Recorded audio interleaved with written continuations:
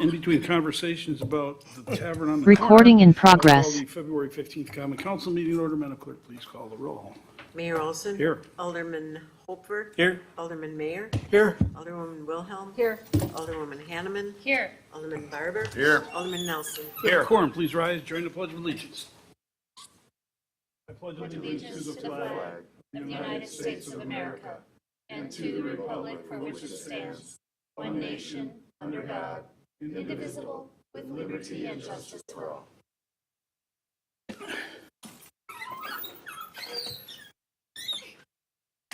Okay, first item on the agenda is item B1, citizens comment period. Any citizen wishing to speak, please rise, come forward, give us your name and address, and tell us what you'd like to tell us.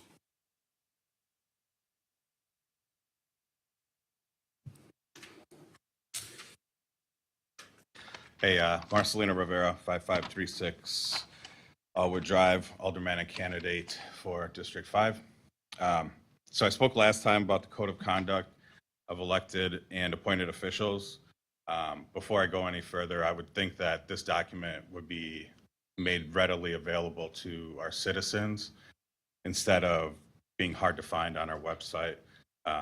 Actually, on the internet, it's not even on the city's website that I was able to locate. Such a important document should be made available because the citizens deserve transparency, and all of you should be proud to stand behind the integrity and transparency of such policies that direct city officials on how to conduct themselves and how to behave. I also spoke about the mayoral appointment that was charged with 3 counts of possession of child pornography, where reports state that this person acknowledged the children were in the ages of 4 to 8 years old. I know some of you are parents, but how many of you are parents to children of that young of an age? If you are parents, maybe you have forgotten that they need our protection. Maybe you've grown too comfortable to understand or never knew what it's like to worry about the future of your children and the world that we leave for them. Why did it take so long for you to act and remove this individual and take this matter seriously? I appreciate you removing him from the city boards, but want to know why other individuals are allowed to continually violate the code of conduct and ethics to this day. It's amazing that my opponent and those sharing his campaign message online spend their time associating, supporting, and enabling misinformation mixed with such negative behavior, in a public forum rather than discuss the real issues. My opponent's appointee to the Board of Review has clearly violated the code on multiple occasions. There is also a blogger known for his extremely negative, inaccurate, misleading, and toxic write-ups based on what he, quote, wants to believe. That is acting as an unregistered PAC on behalf of my opponent. This individual has stolen the city's logo and used it in his blog to write about other city officials. Why are we not holding these people accountable? This is the integrity of our city and our logo that we stand up for. Why are we just letting anybody use it, steal it, and put it out there on things that clearly violate our code of conduct? While any other citizen that has pending open records requests submitted through the proper channels has to wait, there's a history of direct open records requests fed directly to this blogger from the mayor. How is it yet that another process is allowed to be circumvented and risk the integrity and safety of our city's reputation? Ultimately, all of this makes one wonder who's running our city and question why they are spending time and their energy towards violating the code of conduct and tearing the community down instead of working to make it great again. I'm asking you to uphold the code of conduct. I've worked in healthcare for over 20 years, where background checks are the norm when working with patients and their critical information. Maybe it's time we start discussing a proper vetting process for the individuals that sit on our city boards. If these individuals act so boldly in public, imagine what they're talking about and how they behave behind closed doors. Once again, I'm asking you to uphold the integrity of our city and its logo by holding people accountable for these violations on the record. Thank you. Have a good night. Alderman Barber, let's not do a lot of back and forth here. Hold on. Push your button. On the border review, that was a statement. I'm not there.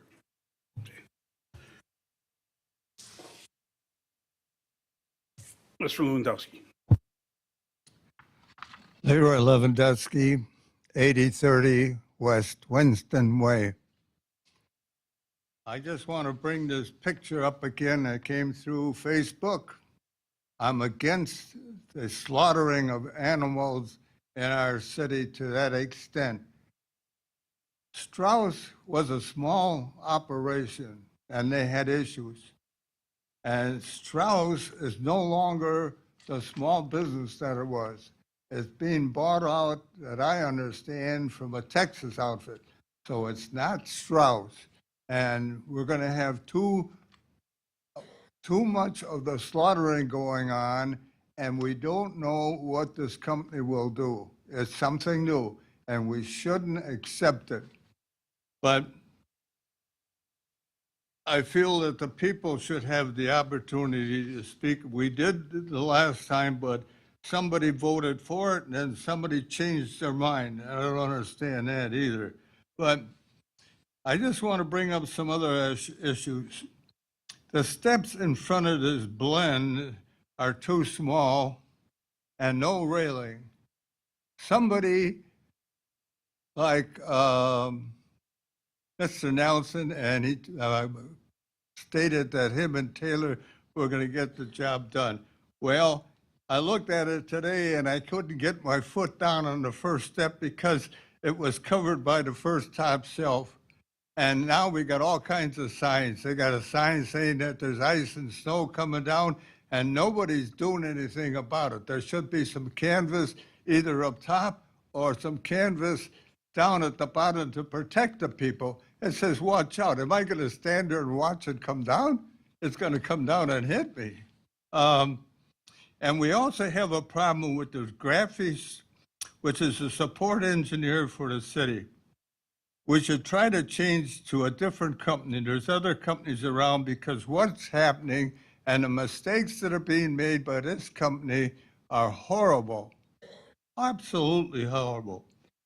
Then there is the naming of buildings and rooms for one person that requested it.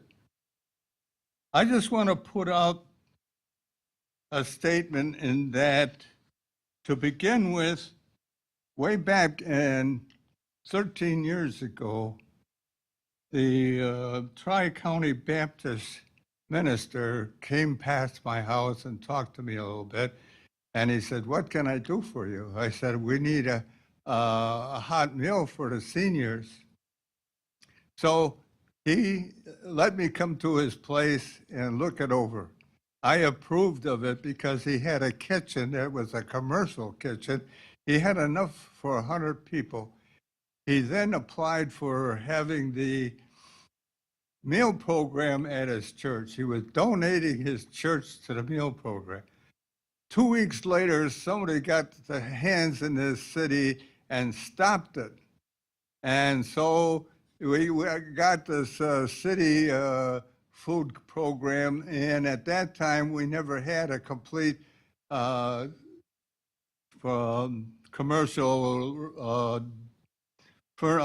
kitchen. Anyway, what happened then, we had to eat cold food. It came in tin foils and things like that, and it took a long time before we could do anything about it.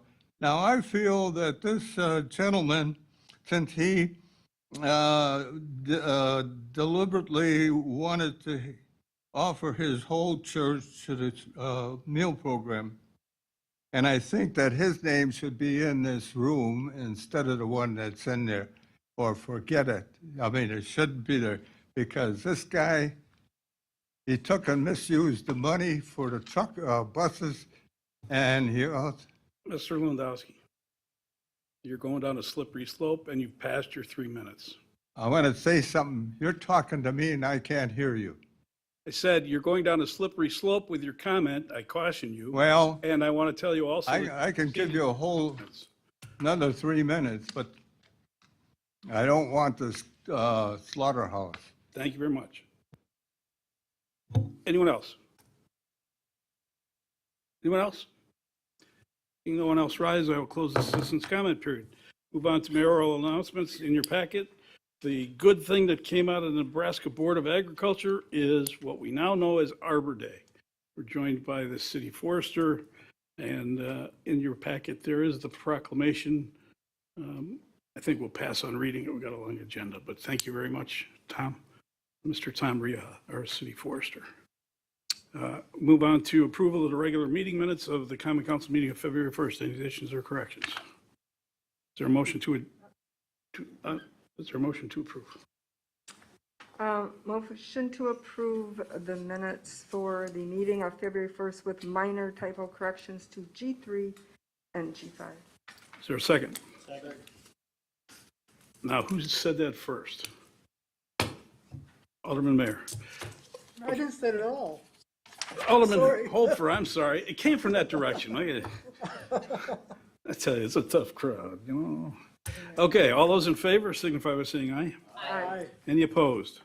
Motion carries. Item E, the removal of Curtis L. Schmidt Jr. from office. Mr. City Attorney. The order by the mayor cites the Wisconsin statutes, 1712, a subsection, and also a subsection of 17.16. And with regard to those sections, they provide in part an appointed officer may be removed in any of the following manners.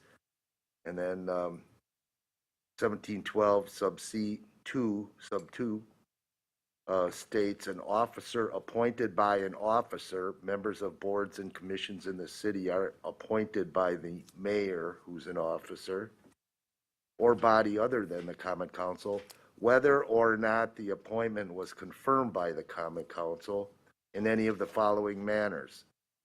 Sub A, by the appointing officer or body at pleasure,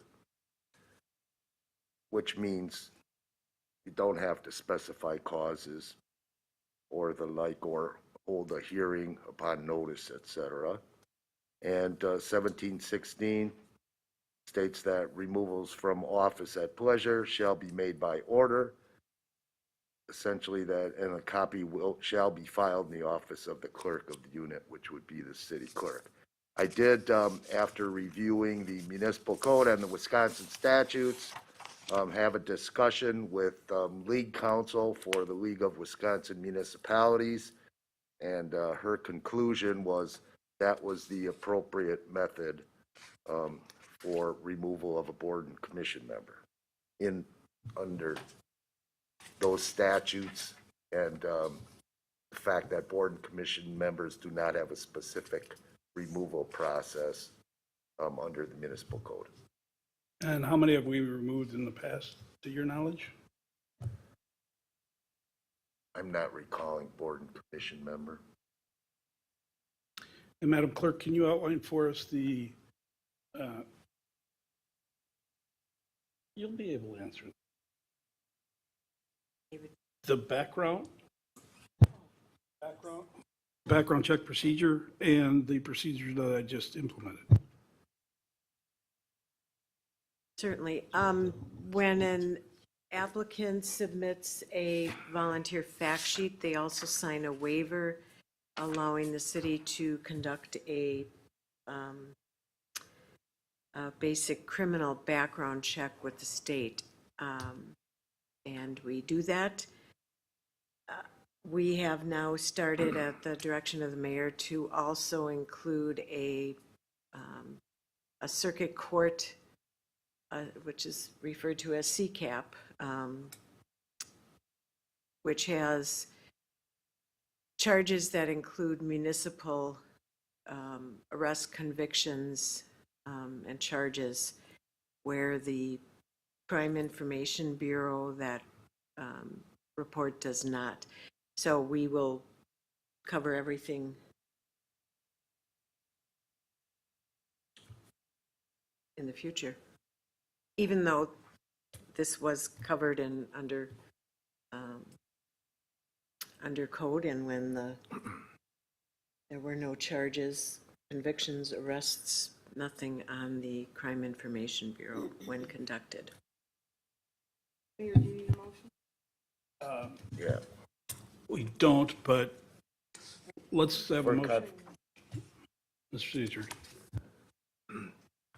There's room for debate as to whether or not confirmation is even required, because the statutes on their face say removal by the appointing officer. However, the thought, at least the thought is, since confirmations take place all the time for board and commission appointments under the circumstances of a board commissioner committee member being removed, thought was council confirmation.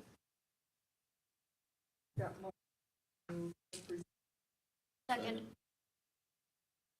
Okay, Wilhelm and Hanneman. Yeah, I'm going to leave this without comment. It's political season. All those in favor of the motion to confirm removal signify by saying aye. Aye. Any opposed? Motion carries. Move on to the consent agenda. Any requests for separate action? I guess that's a no. All those in favor of the motion to approve the consent agenda signify by saying aye. Aye. Any opposed? Motion carries. G2 on page 25, it's a resolution authorizing installation of a monument sign in lot 1 of Pleasant View Reserve. Alderman Wilhelm. Second. Wilhelm and Barber. All those in favor? Aye. Any opposed? Motion carries. G3, page 37, resolution authorizing acceptance of stormwater facilities maintenance agreements from B&B Investments of Rawson and Franklin Public Schools. Alderman Wilhelm, then the city attorney. I just had a question, I don't know, city attorney or the city clerk, about combining a resolution with two separate districts. One's D3, one's D4, and the filing of that.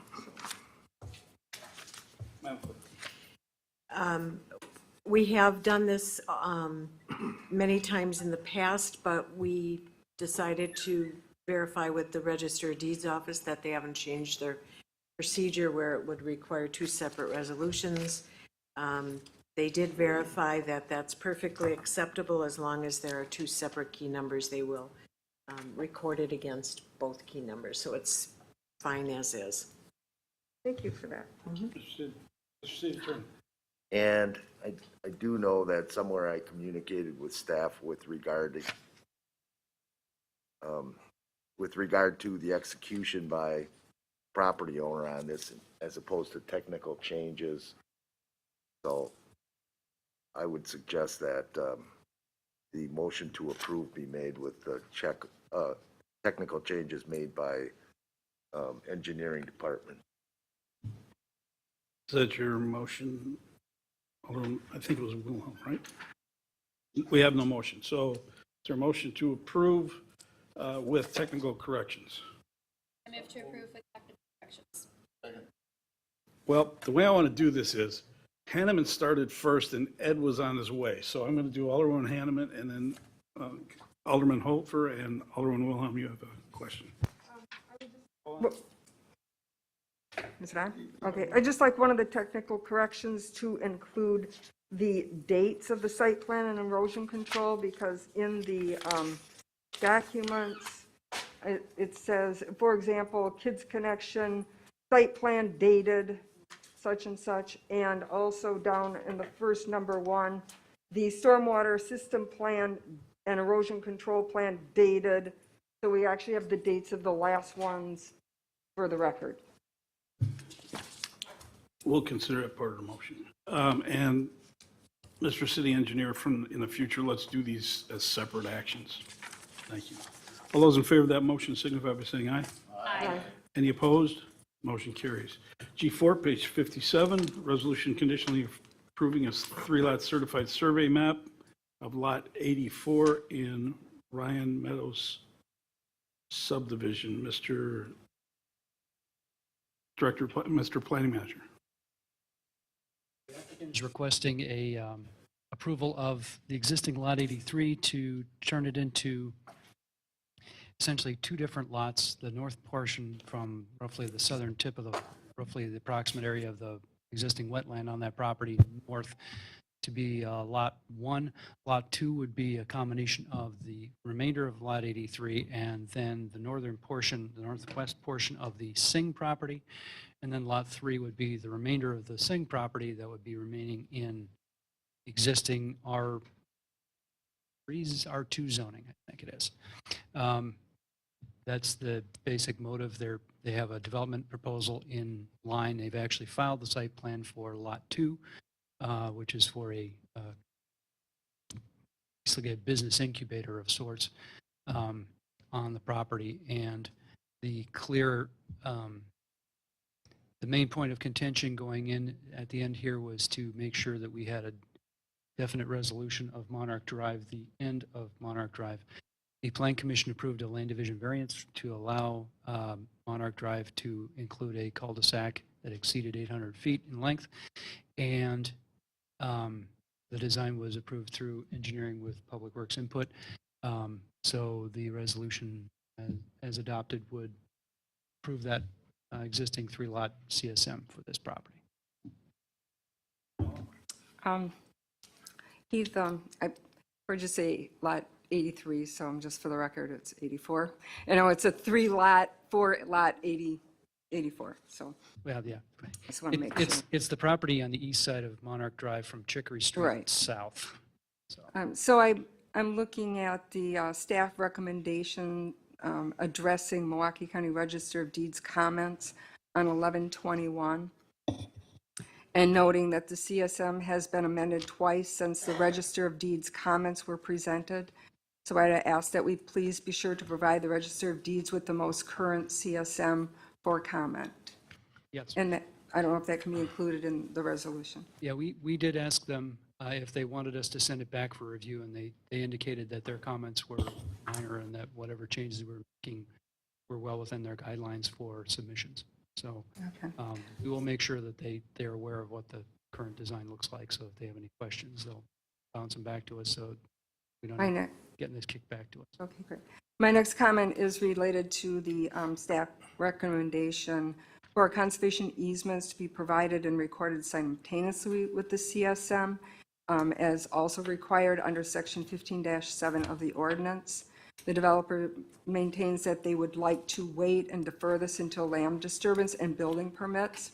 And not having the easements recorded is another inconsistency and can result in permitting oversight.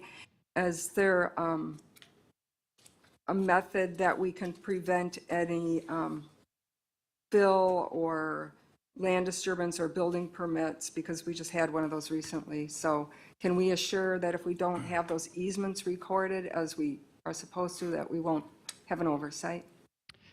Yeah, we are. We coordinate with inspection services on the building permits, and the review requires the internal review process when a building permit is submitted comes back to us to sign off on. So if there was something that was missing, we would flag it, and basically inspection services can't issue a permit until that's been resolved. And you would also be coordinating with the city engineer on disturbance and fill and dumping permits as well? Yeah, we're just one part of the step along the way. The site plan approval is more like a concept site plan, because the final design is ultimately up to engineering approval for erosion control, stormwater management, and the like. Okay, then on resolution point number 3, it uses the words that any in the requirement to record the easements. So if we're going to be not including the conservation easements, then that should be clarified and spelled out, that what exactly the word any means, because that's too vague. So that would be point number 3 on the resolution. Okay. So clarifying any and documenting and recording all easements should be added per the UDO would be my preference, but it sounds like they have steps in place that are going to avoid that. I don't think it's, to me, I would prefer to just record them at once, but can we please make sure that any is clarified? Okay.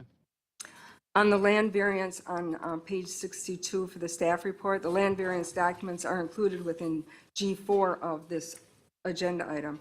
The approval of the land variance as part of the CSM is unclear based on the title of the agenda. So clarification is requested. Are we proceeding with also a land variance, or was that only a plan commission?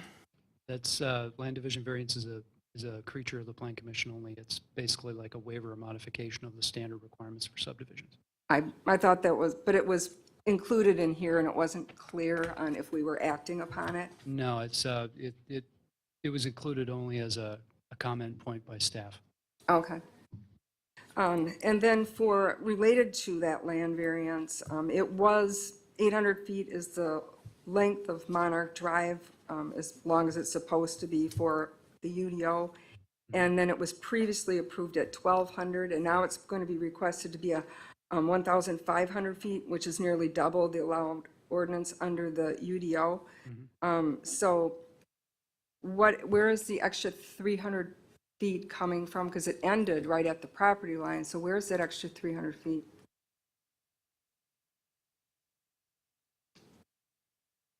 That's, well, that's news to me. I wasn't present in the room when the original was recorded. All I know is that I'm following what was the existing length. I don't know if 1,200 feet was a guess. The previous approval was only to be a temporary turnaround. This one is intended to make the cul-de-sac length, basically the cul-de-sac, to be permanent, rather than trying to route it somewhere else, either through the north side of the Copart property or south through a wetland complex. So how that came to be, I'm not entirely sure. Glenn would have to, Glenn and I would have to check. Could someone verify that? Because that's what I'm reading in the packet. So I just want to make a point that at 1,500 feet, there are further limits to access points, and that creates pinch points for ladder trucks while also creating snow plowing and storage difficulties. And once these problems are there, they won't disappear, and they could compromise public safety and services. So the question I have is, have we looked at this to see if a through street can go to the east, all the way to the east? To the east. Sending it directly east would not only create an intersection that would look like this, and also sending it east would require acquiring somebody's residential property in order to make that happen. We were talking about running a road roughly south of the existing conserved woodland complex, which is on the soon-to-be public property on the outlot, and then running it through roughly the north half of somebody's residential property, which means we'd have to acquire an entire residential property to make that fly. You can't go through the current residential property that is being created as Lot 3, because that touches 112th Street. I just think it's for Well, consideration. if we do that, you would be, again, we'd be running a road through a wetland complex to get there. Staff felt like this was the lesser of, from our perspective, this was the lesser of two evils, having either an extended length cul-de-sac versus running a road through a wetland complex, because in order to build the road, you'd have to amend the soil in order to make it work, and then you'd have to keep fixing it, because the wetland doesn't necessarily stop just because you put a road on top of it. So I know we take that stance with this, but with houses, when we do it, we have a different stance. So I'm not in favor of impacting wetlands, but for public safety, essential services are allowed to go through. So I know you've got more time to look at this, so I would like to see if that's just something in the future that you can look at. And then also on that same related pages where it shows the extra 300 feet, I guess, is, I note the developer's comments, which state Lot 2 is being combined for an end user, and the plan is showing what is being considered for future development. Is that a storage facility that's being shown on there? yeah, it's It's, it looks for all the world like a storage facility. It's more of a business incubator. These buildings are intended for business occupancy directly, as opposed to somebody deciding to operate a business out of a storage facility. This one's actually purposely designed for business occupants to operate. So rather than operating out of their house, they can operate in a local lease tenant operation so they can actually have their business going on in that facility. Great, I bring that up because I'm not sure if the council members are aware of the end user, and I had noted that you could see a building, and that's what it looked like. Okay, so. Alderman, let me just remind you that we did a concept review here at the council for that particular. Okay, great. I might not have been here. I don't remember. It's, those things happen. So, page 63 of the staff report talks about the temporary turnaround, and because sheet 15 of 104 documents vacating the temporary turnaround, for clarity, we should add vacation language to the resolution because we are asking them to vacate that. So if you could add that to the resolution for clarity. On page 144, the hydrants will need to be removed to accommodate the requested land variance.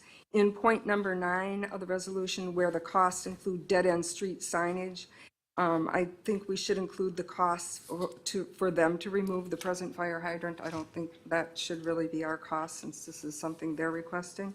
So if we could add the, next to the cost for dead-end street signage, also include the cost for the fire hydrant. I just have one more comment. On sheet 2, or lat 2, sheet 9, which is on page 98, the CSM shows a 20-foot wide trail easement, which is just over 800 feet long, as well as a wee right-of-way area. The site intensity calculations for lot 2 showed a dedication of right-of-way as 0. So I think we need to check the site intensity calculations. Because we can't have a dedicated for a trail and a dedicated We Energies and have a site calculation for dedicated lands as 0. So we need to add any needed corrections to the calculations. That's also the same comment for lot 3, which has the same right-of-ways that are going to be given. Okay. And we all need to understand the location of this trail easement because it begins at the wetland of lot 2, and then it goes all the way through a wetland in lot 3. So we just talked about road not going through, and now we're having a trail. So I don't know, I have no idea where this trail is coming and going, starting and stopping. But right now we're directing it through a pretty major wetland, which will be very costly.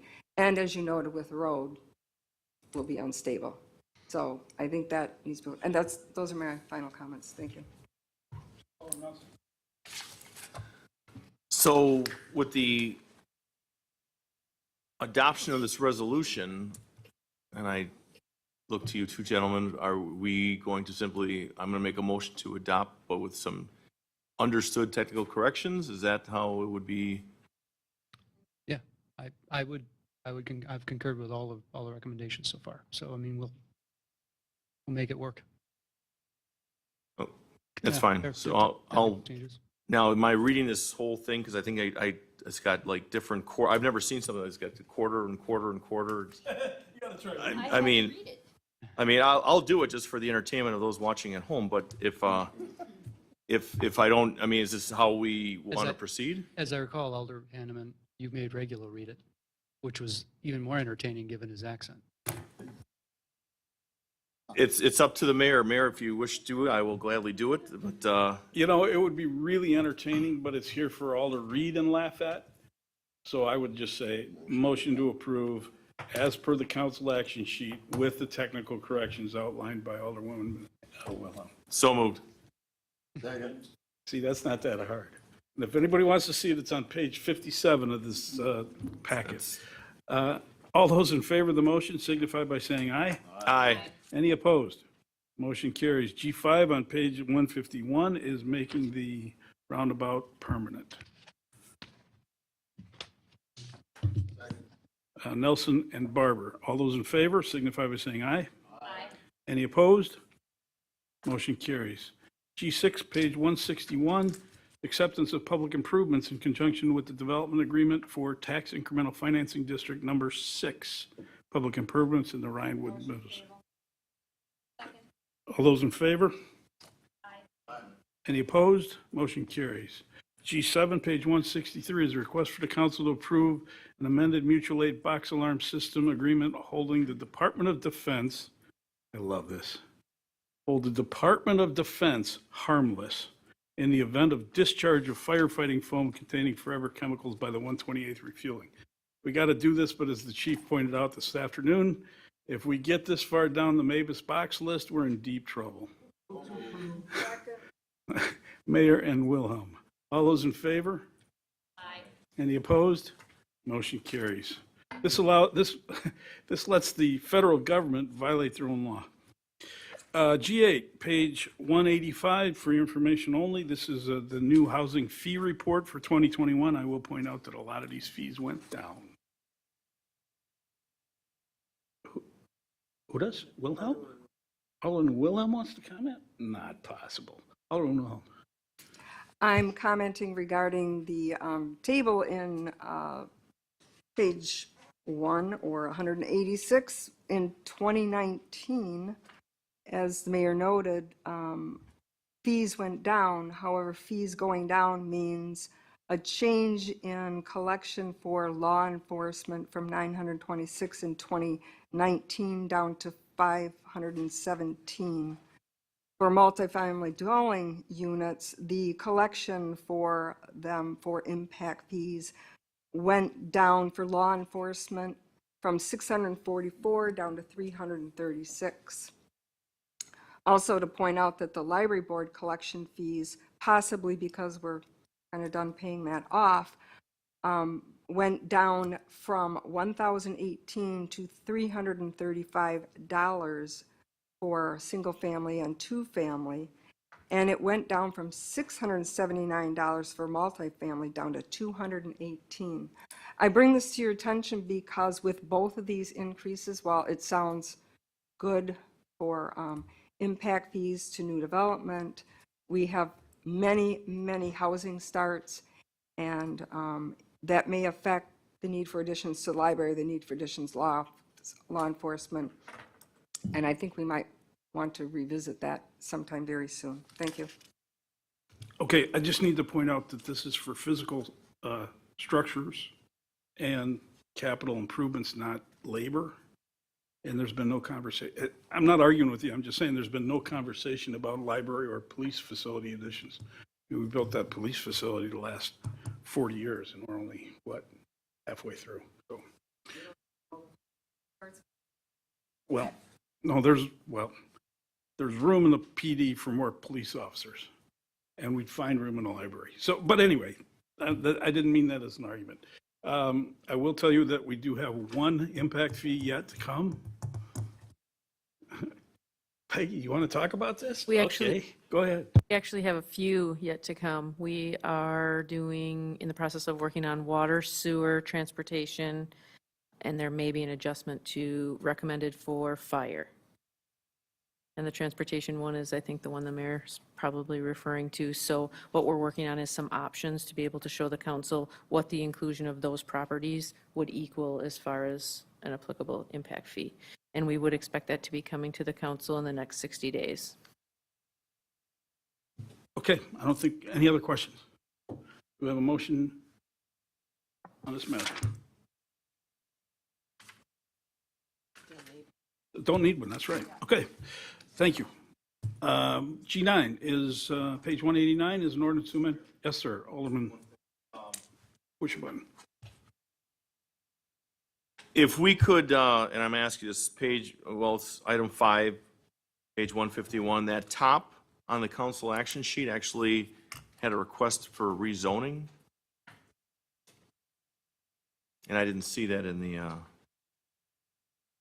initial part of this. 151, item 5, G5, that first top part of the large bold print on the council action sheet. An ordinance to amend the Unified Development Ordinance zoning map to rezone a certain parcel of land from M1 Limited Industrial District and R2 Estate Single Family Residence District to M1 Limited Industrial District. So that's part of this motion, right? That it approves? I understand that, but so it's crystal clear, because I didn't. But that was part of my motion to approve that. Thank you for clarifying. Thank you. So we're at G9, page 189. Motion to amend Chapter 92 of the code for building fees and repeal and recreate. And again, a lot of these are going down. Move to approve? There we go. Alderman Mayor, Alderman Hanneman. All those in favor? I have a. I was looking at you, and you were looking Yeah. back at me, but you weren't. Yeah. Alderman Wilhelm. I No wanted- vote on that matter. I wanted to know about on page 3, where it talks about pools, and it has air inflated pools, and then on page 2018, in a future item, there's also some pretty hefty fees for pools. So I was trying to figure the difference between what this inspection, I understand for wiring, and I understand for all the different building of a pool, but I didn't understand how that would differ from what the health department pool regulations are, which, I think they're like $500 and some for that. So This is for the pool in your backyard that you're inviting us all over? yours, Mine. That's right. No, let's not do that. you're the one with the big bucks. Page 195, 193. Actually, sorry. I was wrong, And 194. while some of the fees are going down, some of them are also going up because, as noted in the impact, these fees will increase revenue by $55,000 on an annual basis. So they're actually, Mr. Director of Inspection Services, would you care to opine on the pools? Yeah, I think, is this on? Yeah. The general increase is like 11.14% across the board for all the fees. So I guess where the mention about reducing fees was on some of the permits like electrical and plumbing. We're doing single fixture permits at a reduced fee. Because right now, if you do like one outlet, you got to pay a whole minimum fee, or you could do like 10 items under that same fee. So we're trying to mirror what we've already done on the plumbing permit. We're going to get a reduced fee for a single fixture. So we're kind of reducing fees at that I point. saw that. My Yeah. question was on the pool, Pools. though. And maybe this is a better question for when the health department comes up, because I was just trying to figure out what, you have all these requirements and fees for pools, but then when we get to 218, there's another one, and I see Health Department Director Courtney Day is here, and she's acknowledging that she can address that on that item, so. Or maybe I she could tell could you just address it the now. pool fees for mine, we capped it at a maximum now. Because there was no maximum before, so you could be paying $1,000 for a residential pool. If like an in-ground pool, it's based on value, and some of these in-ground pools are over $100,000. So we capped it at 500 because we know how many inspections it takes to do that, and we're supposed to really be charging based on our services provided. So we believe that we can service that permit for a maximum fee of $500. Yeah, I guess my question was, you do certain types of pools, wiring, installation, building, and the permitting, and Ms. Day's section has another section on Correct. pools, and I was just trying to clarify the extras, like yours is 500, and then they go to the health department, they have another 500, so I was trying to figure out how they relate or don't relate. Short time Director Dave, would you want to come up? Let's get this taken care of right now. Short timer.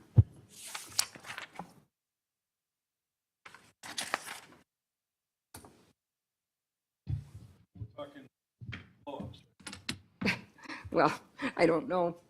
The ones with the little ducks? They're all included in the pools, the blow-up pools and everything, so. So what do you do differently than Scott? So for the health department fees, we're only looking at public pools, so things that are in hotels, things in certain apartment complexes, that type of thing.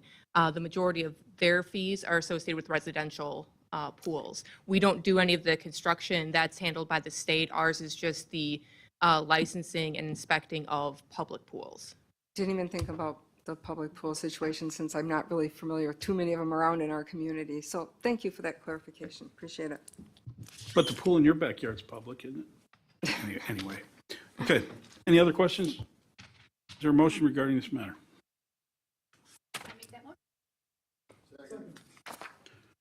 That motion is to approve the 3 ordinances, chapter, amending 92, chapter 190, and 118. Is that correct? So, I got it right here. And we already. Motion.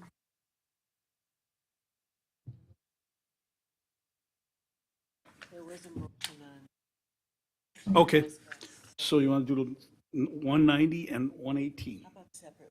How about separately? You want to do 190? I thought there was a. It was only on 92.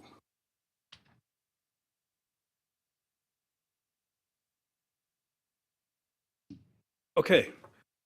Alderwoman Hanneman, you're the maker of the motion regarding Chapter 190 amendment. Is there a second to that? Alderman Nelson, all those in favor? Aye. Any opposed? Motion carries. Who wants to do 118? Don't all speak at once. I'll second. Did they vote on the? Barber and Hanneman, yes, we did. Yes, we did. All those in favor of 118, signify by saying aye. Aye. Any opposed? Motion carries. G10, page 209. An ordinance amending to update Chapter 80, Animals, to align the definition of vicious dogs. Alderman Hofer and Alderman Barber. Alderman Will. My question relates to section 1 on page 210 in your packet. It reads, whenever any dog has been found when provoked to inflict bodily harm on a person or domesticated animal on a public or private property on or in 2 or more separate occasions or incidents. The question I have is, or has the propensity. I don't know, that's pretty vague. So I would like to not have, or has the propensity in there, because that's sort of subject to, you know, you have the propensity to drink too much, you have the propensity to exercise, you have the, you know. So I guess I would like to have the maker of the motion just begin at the comment and strike or has a propensity and leave the rest as is. Alderman, Alderman Hofer, who has intimate knowledge of this particular issue. I would ask for the opinion of Courtney and the city attorney, because there are animals that snap and that animals that can bite but not break the skin and actually cause harm. And if they do that on a habitual basis, that would be a propensity in my mind, but I would ask for clarification.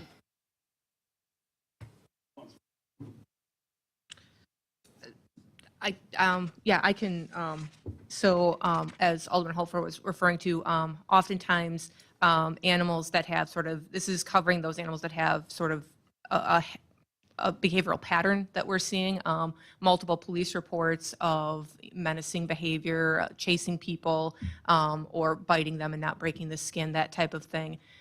So the way that it was initially written, the current ordinance has the propensity language in the definition of vicious dog, but not further within the ordinance in 80-9 when it discusses keeping a vicious dog. So we're trying to get the verbiage in both sections to match so that when police or the health department are issuing these declarations, that we're doing so in the same manner. Well,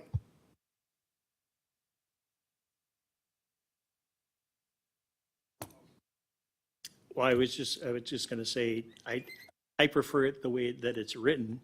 And before we voted, I just wanted to thank the health department, the city attorney's office, and the chief of police for working to get this resolved. Concur with the statement from the health officer, and the language in the ordinance is reasonable and it's subject to being proven. And exactly what she said, how do you know there's a propensity? Well, exactly as the health officer said, there's your answer. There have been incidents which occurred which a reasonable person would understand would be a propensity to cause harm to someone. I'm going to say ladies first. Alderman Hanneman. Thank you. And I'm just raising a point of clarification. Alderwoman Wilhelm, when you read the first line of section 1 sub B, you read when provoked rather than unprovoked, and I just want to make sure that there's no intention to make an amendment to that. Okay, gotcha. Thanks. Alderman Barber. And then Alderman Mayor. There's been attacks by dogs, and they weren't reported, but it comes to light afterwards when a second or third attack comes, and I think that would clearly establish a propensity, although not reported. It comes to light, and there have been other incidences that this will cover that. Alderman Mayor. The extension of what Alderwoman Wilhelm, section 1, the owner of a vicious dog should comply with one of the following directives within 72 hours after service of written order by the health officer. What does that refer to? The last sentence in section 1. So it would be in 80-9 C. There's three items. The vicious dog shall be removed from the city of Franklin, or vicious dog shall be euthanized by its owner. If the Franklin Police Department has issued a 10-day quarantine order for the vicious dog, the owner shall not euthanize the dog until 10 days after found last occasion or incident, or the vicious dog shall remain within the owner's premises. The premises shall plainly display at all points of entrance a warning as to the vicious nature of the dog. If the premises support a single or two-family home or condominium, the enclosure shall be a visible fence. If the premises supports an apartment or condominium structure, all doors shall display a vicious dog warning, and the dog shall not leave the apartment building or condominium unit except on a leash no longer than 10 feet and muzzled in a humane manner. Okay, so That portion was not changing. Okay. It was just that first paragraph there to add in the language to make it match the definition. all right. My only other comment is, can we redo this exact same ordinance for persons on social media? Because it seems like this would apply very well to that. Good. Right? Alderman Wilhelm. And then Alderman Nelson. Well, I just wanted a point of clarification. So I grew up with a wonderful German Shepherd dog. It's pushed.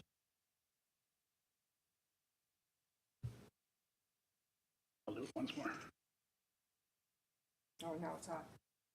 Now it's Okay, good. There They're we go. trying it's to on. tell you something. Yeah. Okay, so as I was saying, I grew up with a wonderful German Shepherd dog, but German Shepherds have a propensity to fight. And so I'm just trying to clarify that just because I have a dog that's that breed, that it's not categorized and, hey, you can't have your dog here because of that propensity. Is that Yeah. what we're talking about? No, not at all. Okay. Speaking, as working in two health departments, when animal bites come in, we keep dog bite records for at least 7 years, sometimes longer, so that we can track a pattern of behavior. So only in an egregious case would something be deemed vicious on its initial report to us.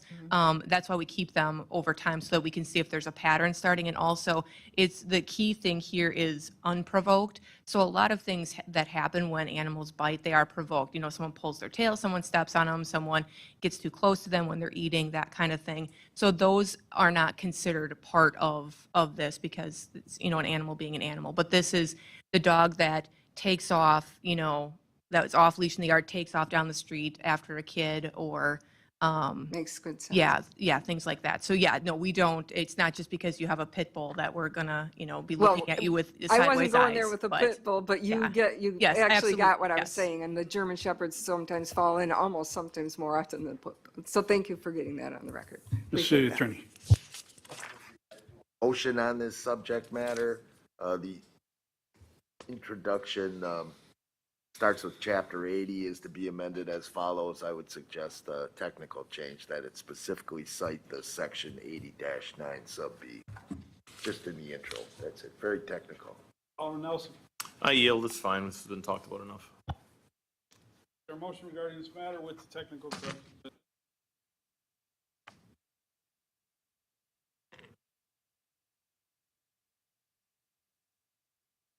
All those in favor signify by saying aye. Aye. Any opposed? Motion carries. That's with technical corrections, and again, on the record, it's Alderman Hopfer and Alderman Hanneman. Excuse me. Then we need to amend that motion. Is there a motion to amend that motion to include technical corrections by staff?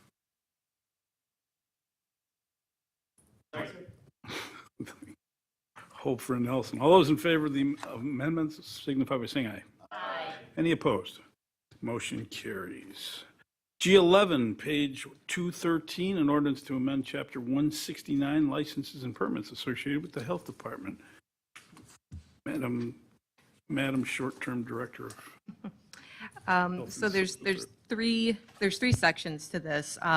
The first piece is some changes that came to us from the state regarding the food code. So those three items: additional prep area, school pre-inspection, reinspection fees, and whirlpool license, we have stricken from our current municipal guidelines, as they're no longer applicable to us through our state agent contract. Those fees are no longer levied against operators. The second piece is for the institution of a plan review fee at two levels. A plan review fee for new construction, so these are things that are being built from the ground up, and plan review for remodels. So maybe it's a restaurant that was a pizza place that now wants to be a subjoint, or it was not a food establishment before, but now someone coming in wants to establish it as a food restaurant.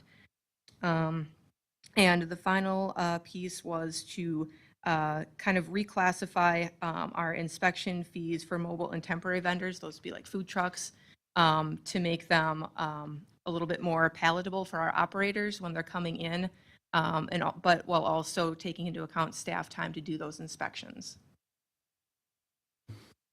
And I have my expert here for technical questions that For I those can of you who answer. don't know Angie, this is Angie Byer. Angie is the friend of every person who eats out in the city of Franklin.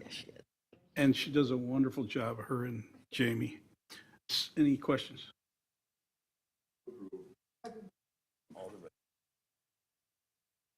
And Alderman Nelson left at 7:23. All those in favor? 7:27. Yeah, you did. All those in favor of the motion signify by saying aye. Aye. Any opposed? Motion carries. Everybody send Angie a Christmas card. Page G12, a motion to allow Director of Health and Human Services to accept a Strategic Prevention Framework Partnerships for Success grant. Second. Alderman Wilhelm. Page 39, key changes in key personnel, and that you have to notify the administrator of that. And since you're listed as the grant administrator on here, have you notified them that you're going to be leaving? And before you answer that, will your departure create a gap in the ability to fulfill the grant requirements? Because I know grants can be different. Sure. I also have Ellen Henry is online with us. She's our drug-free grant coordinator, so she's overseeing this grant as well. So I would most likely speak with community advocates if they're okay with me signing it. Otherwise, we would just wait for the interim health officer to sign it if it's approved. It would just be, their preference on who signs it. Ellen would be who's overseeing the grant funds for this and supplementing them with our DFC grant to cover some prevention things that grant does not cover. Okay, so I guess the motion should include alternate signatures, or just that it's recognized. Alderman Nelson returned it. We're going to argue about this one. He's been there for a minute. 7:29. Okay. Any other questions for Ellen Henry or the health officer? Is there a motion to approve? We already did. Did we? Mm-hmm. Wow. No, I was too busy trying to figure out what time it was when you returned. All those in favor signify by saying aye. Aye. Any opposed? Motion carries.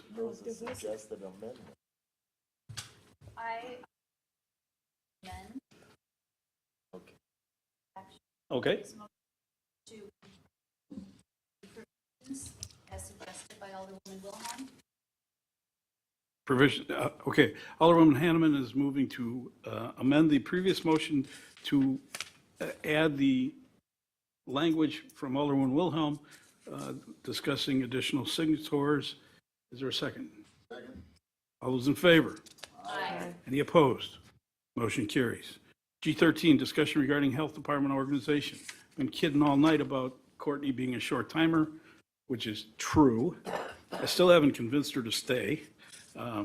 Still work on that. But as I point out in the council action sheet, our health department works great right now. They're well run and they're effective at their work.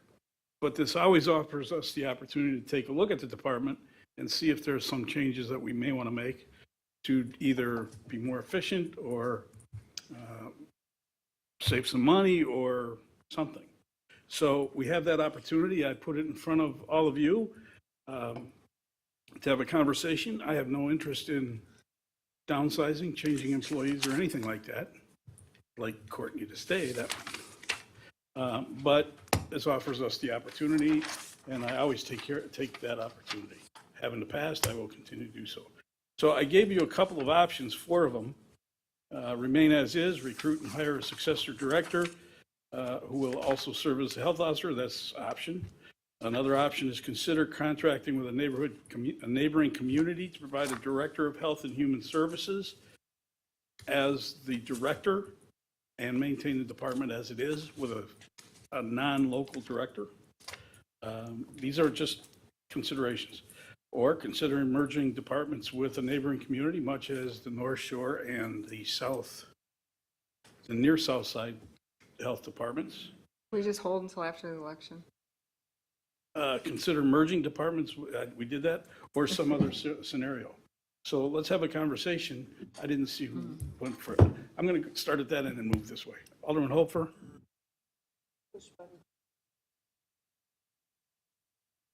There you go. Alderman Hofer. Can you give us a little more guidance as to what this process would look like? What do you propose is driving, gathering the information, doing the comparison?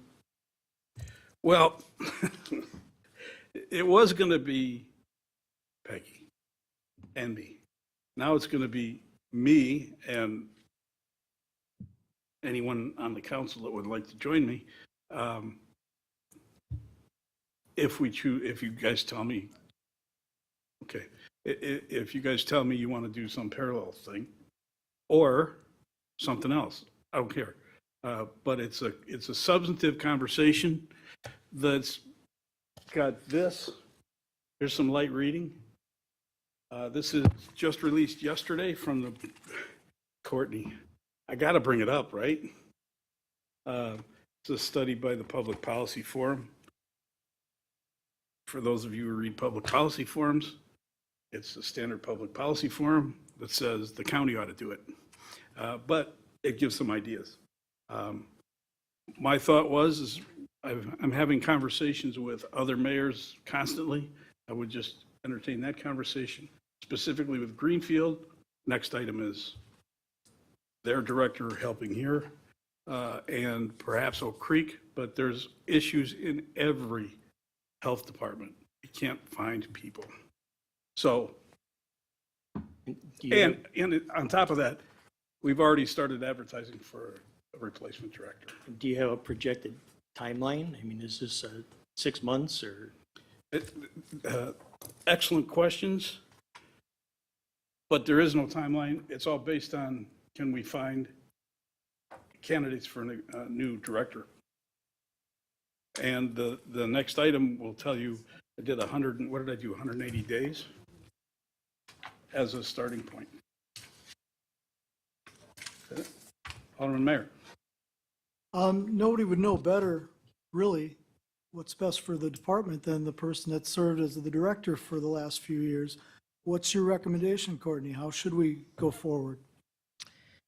Yeah, so obviously, as the acting director and as a resident, I would advocate for keeping a local health department in whatever capacity that you can. I think that there's enough nuances between all of the suburbs that the services that we all offer, while similar to some regard, if you take a look at the policy forum, the extended version, the 70-page, you can look through our neighboring communities, and while some things are similar, some things are very different. And my staff has a very good pulse on, what this community needs and wants out of us. We just finished our community health assessment. So we are currently rolling up data from just about 900 surveys that were done, either through us or through the Milwaukee Healthcare Partnership, on health strengths and opportunities for us within the community. So again, that's specific to Franklin. So I think that there is a need for having health departments on the local level. Consolidation, I think a lot of people will tell you that in the North Shore is difficult when there's that many cooks in the kitchen. It's very hard to come to a consensus on anything, especially during the pandemic. If you think it was a little bit disjointed between 11 of us, try having 7 even closer communities to each other, all doing 7 different things. So I think there is merit in keeping the health department within Franklin. So all of that being said, what's the depth of your bench? Is there candidates here that could step up and take over? Internally, Yes, internally is what I mean, internal That's a candidates. conversation we don't want to have in public. There's a potential to embarrass any employee in that department if they're not mentioned. Well, I want to go on record as saying if there's anyone qualified internally, they need to be given every consideration possible. correct. Based on the job description from the state for a level 2 health department, as well as the job description that the city just put forward, there are people within the health department that meet those qualifications that could apply for the job, yes. Okay, thank you.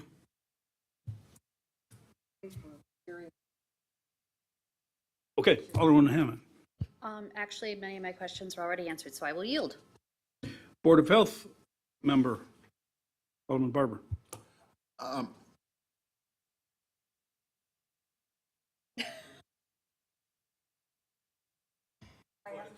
Okay, I don't want to step on anybody's toes. Anyway, the first 3, I think, can happen simultaneous to anything else at this point. My thoughts would be we can, and it doesn't step on anybody's toes to start moving in those 3 directions to see what we can come up with. So I'm not sure I want to discuss any possibilities of merger at this point. I'd like to see what happens with our first steps, or the first 3 steps in the process for going that way. Again, I want to make it clear. My chosen path on this is status quo. But as the manager of the chief executive officer, got to look at the opportunities. That's why I'm taking your input. You tell me forget it, I'll forget it. But Alderwoman Wilhelm. I say forget it. So, but anyway, I like the process. I appreciate Courtney Day's input about that there's possibilities within, so I think we should start there. I see we have another agenda item that was put in front of us to actually hire some for 120 days, so it doesn't look like we're in a huge hurry for that. And I would like the recruitment process and the hiring process to follow to a T the process that is a policy and procedure for hiring for those particular persons that is mentioned in the policy and procedure document that's in the alderman's room. I think that we have so much going on right now. I wouldn't be opposed to taking it out this 120 days, or if that, I don't know if that takes us out to the election or whatever. I'm just thinking because we have so much going on that I'd kind of like to see us just have that interim person. But I'm not liking the process that we're setting up all these committees, and the committees are getting only appointed by certain elected officials, and other elected officials are not being asked, notified, or acknowledged that there is a hiring process even going on. So I think that committee little thing this should be the committee. We are the policymakers. We are the decision makers. I'm not up for a committee. The procedure says that the council should have the opportunity for those particular positions, and I'd like to see us follow that when we move forward. And I would prefer to move forward in the structure we have. Alderwoman Hanneman gave it up. Now you can have it back. Okay, and then Alderman Nelson. Apologies on that. I realized I didn't make a point. I just said I didn't have any further questions. But the point that I would like to follow up is that I agree. I like the status quo that we have. I've spent a lot of time volunteering with our health department and with Volition, and I'm continually impressed with the quality of service we provide with our health department. And it would take an awful lot of convincing that our community would somehow benefit by merging with another health department. I think that's a really, really tough argument to make right now. So I support going on with status quo.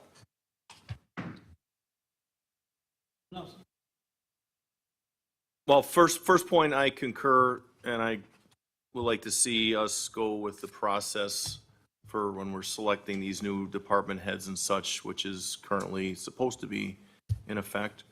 Number two, with our city at 36,000 and growing, I don't think it's a selfish act to think that our citizens deserve the exceptional level of service that you've provided with you and your organization, your group there.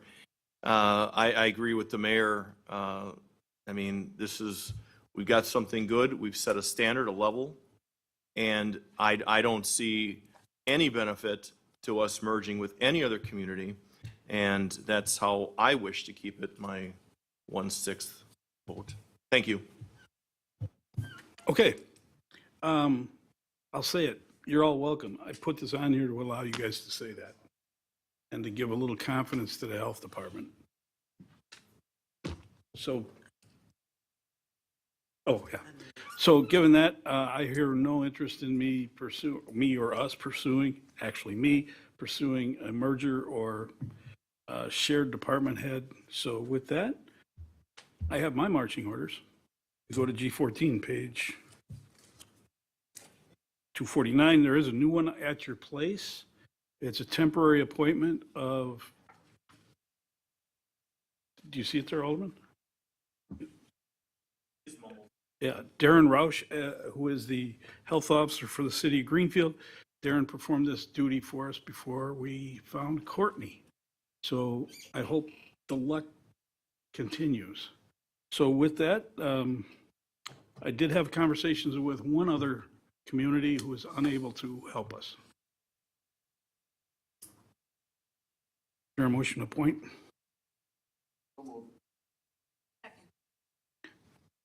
Alderman Mayor. Kind of going back to my previous statement, seems to me like our personnel on the Franklin Health Department have been doing a really good job for the last few years under Courtney's leadership. I'm not sure why we need to go elsewhere to get an interim person to oversee it. I would think we could find someone internally to oversee it in the short term. I appreciate the comment. There's a state law that requires a certain level of experience and licensure, and we don't have any with that experience or licensure at the moment. We do think of these things. I understand that. We will have one of our health employees who will act as the day-to-day on-site, but it's not permitted for them to be the health officer and sign orders. And I understand all that too. That would have been good to know, that we do have someone that will be day-to-day. Okay, anybody else? All right, with that, we need a roll call. I can. The motion is to appoint Darren Roush, the health director of the city of Greenfield, as acting health officer of the city of Franklin for a period of 180 days. That's a definitive, well, okay, we'll do it that way. And authorize the mayor and director of administration to sign appropriate agreements. Point of clarification on the 180 days, because you kind of Well, I'm concerned about 180 days because who the heck knows if we can find somebody in that time. But we can come back and And re-up. renew it Yeah. if necessary. Yeah, I don't have a problem with that. All right. And we're going to see that, those candidates come through for discussion, so we can all go there. I need to review the policy. I just did the meeting, so. Okay. Do we have a motion? Did I have a motion? Motion by Alderman Barber, second by Alderman Hanneman. Okay. With that, Alderman Hofer, Aye. Alderman Mayor, Aye. Alderman Wilhelm, Aye. Alderman Hanneman, Aye. Alderman Barber, Aye. Alderman Nelson. Aye. Motion carries. 6 ayes, no noes, no absence, Mr. no Mayor? abstention. Alderman Barber. Before we allow Courtney to slide off, as she's trying to sneak away right now, I personally would like to thank Courtney for her leadership during this COVID crisis, and also for managing a staff through all the stress and holding them together and doing an outstanding job as a department. Thank you, Courtney. Absolutely well said. Thank you. I got to tell, as Courtney walks away, I had the pleasure of working with her under some pretty trying times, working with her, and Courtney was level-headed, calm, thoughtful, reasoned. She did things by science, but she was also pragmatic about it. And of all of the health officers, and I sat in on a bunch of those calls, Courtney was that steady ship in a sea of chaos. And I can tell you that we certainly will miss her. Fortunately, we're not losing her from the community. She's just going to be at home with her kids. So, again, No more important job. That's than- correct. Especially more important than what we do here. So good luck with that, Courtney. so thank you, Courtney. Okay. G15 is an update on the UDO rewrite. Mr. Eddy. Yes. As you recall, last time I was here, the council authorized a professional agreement with Halcyon Levine Associates along with Birchline Planning for the comprehensive UDO rewrite back in June. Since that time, staff and consultants have conducted a project kickoff meeting, staff level, along with holding informational sessions with the public at City Hall and also at St. Martin's Fair. Had discussions with the Plan Commission Common Council on expectations of the process sometime in the fall. And also, consultant has conducted a total of 9 stakeholder interviews. The website, which is linked in the Common Council packet, has information for people to participate with an online survey. It was prepared by the consultant. Staff organized a UDO rewrite task force, which is sort of an ad hoc task force attached to the Plan Commission, which includes the entire Plan Commission along with one member of the Economic Development Commission and 2 members of the Environmental Commission. In case you're wondering why there's 2 of them, it's because they couldn't tell us who could show up on which particular day. So in case one could show up during the day and one could show up at evening meetings, so at least somebody would be there. First meeting of the task force occurred at the first part of their most recent Plan Commission meeting last week, February 3rd. To review and hear a presentation by the consultants on a diagnostic memo, which was attached to your council action sheet, and associated mapping. The materials are included on the project webpage, and the memorandum from the consultants is attached. And as mentioned, I also included the existing zoning map along with the first run zoning map based on the recommendations that were provided, and also based in part on the comprehensive master plan. The diagnostic preliminary recommendations memo contains a review of the UDO as currently constructed, along with preliminary recommendations by the consultant, based in part on staff input and prior discussions with the Common Council. Memorandum is structured around the proposed structure for the rewritten UDO. It include a whole series of recommendations, which are included in your council action sheet as bullet points. Some of the major issues include, specific to the UDO, include defining or redefining how we approach religious organizations as a use. The emphasis is on trying to reduce the identification per se as religious and focusing instead on assembly uses. The gist of the matter is that federal law basically indicates that assembly uses of commercial and non-commercial purposes should be treated similarly. Therefore, the idea is to remove any kind of distinction between religious organizations versus any other type of non-commercial assembly use. Also, the consultants, after reviewing all of our zoning districts, recommended reducing the number of zoning districts.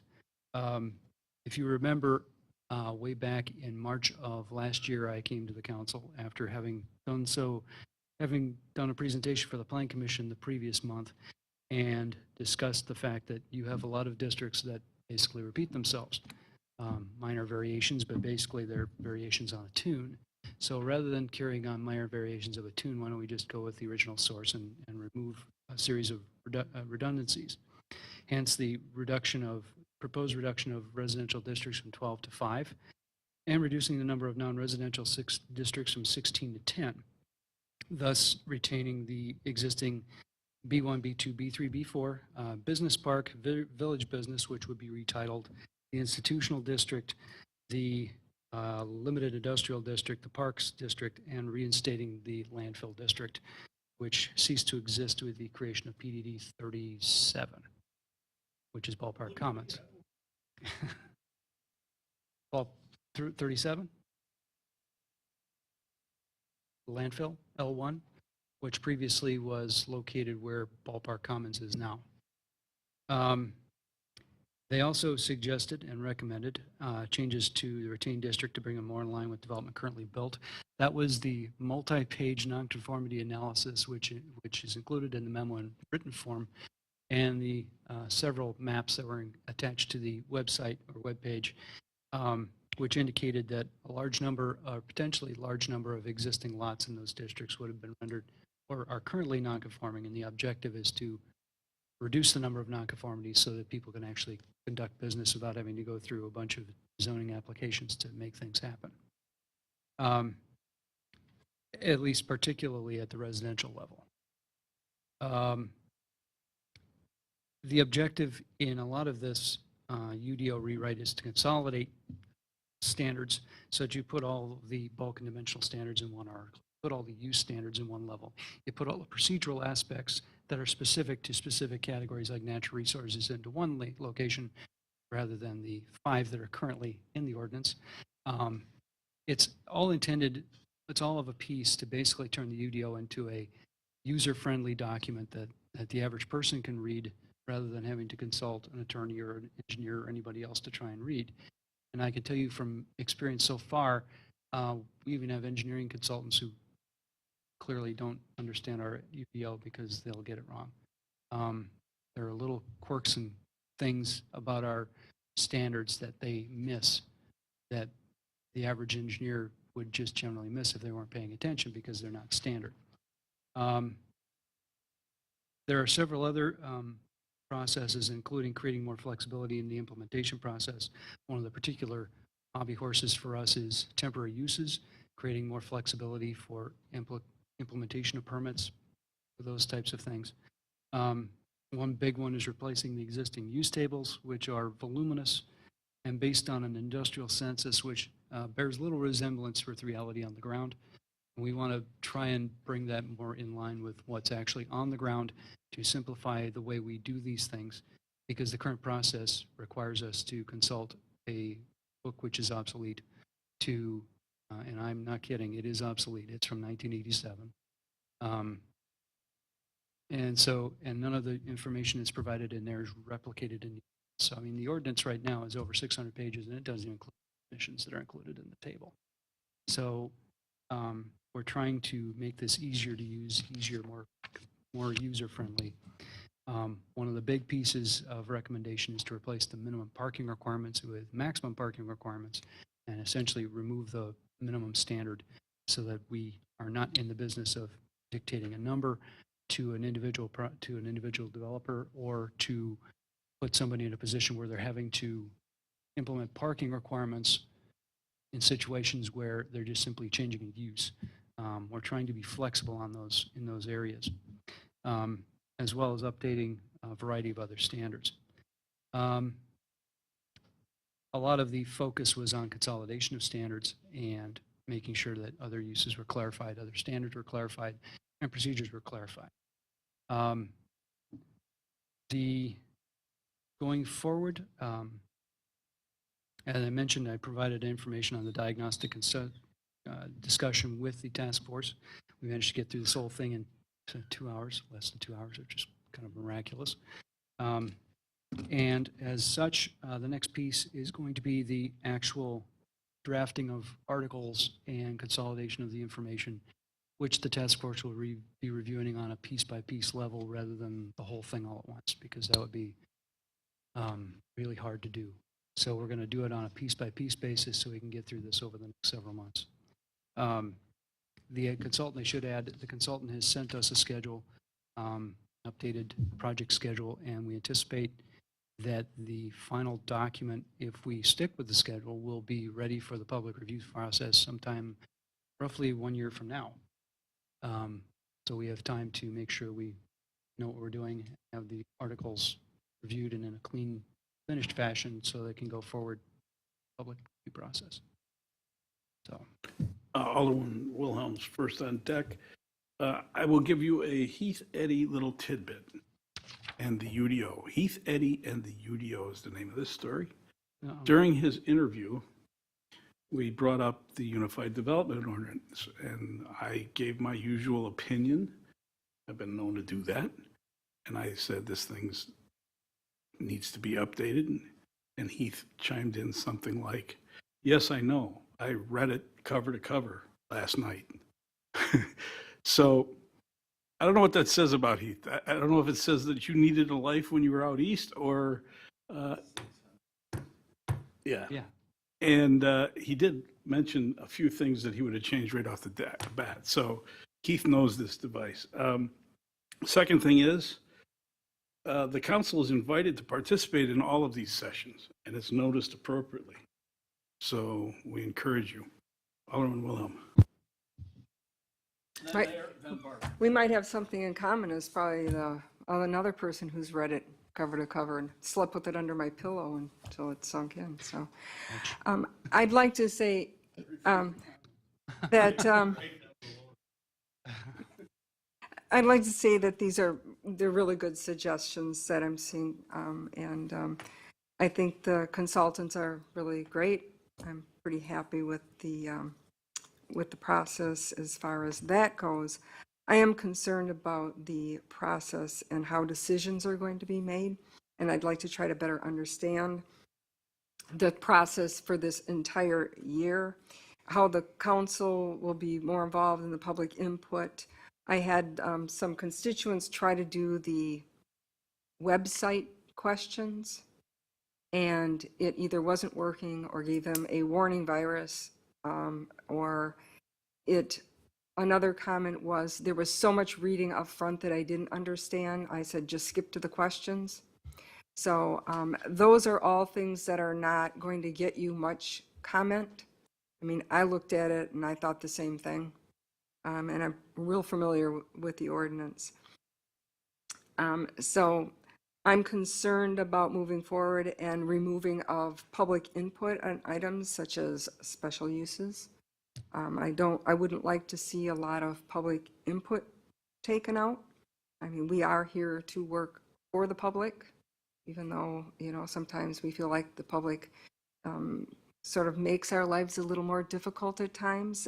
That's what I feel our job is to be a community. I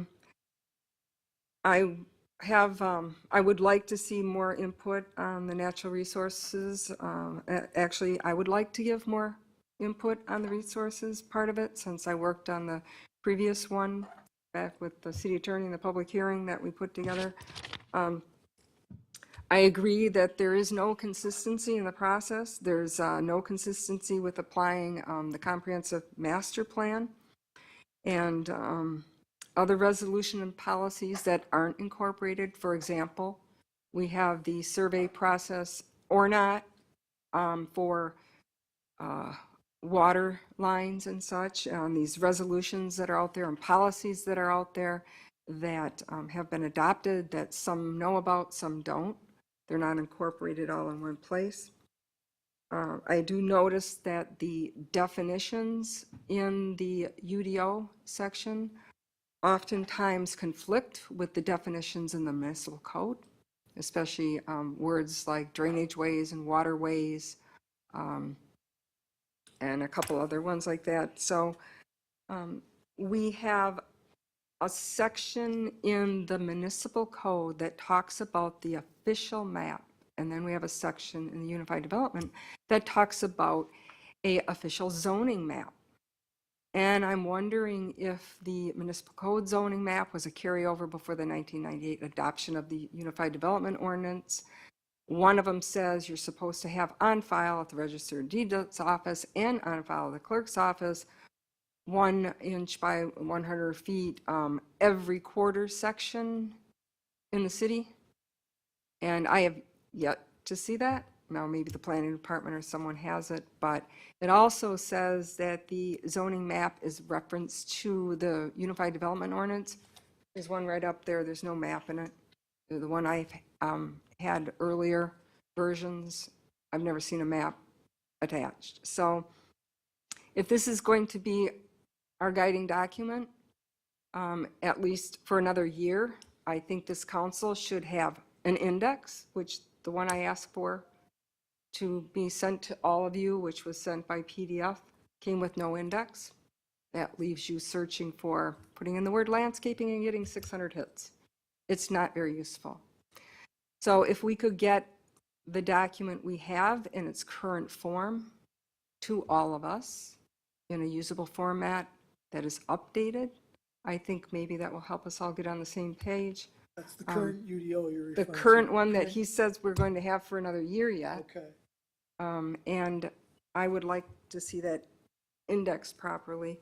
And I'd like to see us actually use it. I don't think we've ever really had it up here where, you know, it's kind of like the Park Commission going without their Bible, the Comprehensive Outdoor Recreation Plan, which I always say if you're going to try to implement a plan, you have to have it in front of you.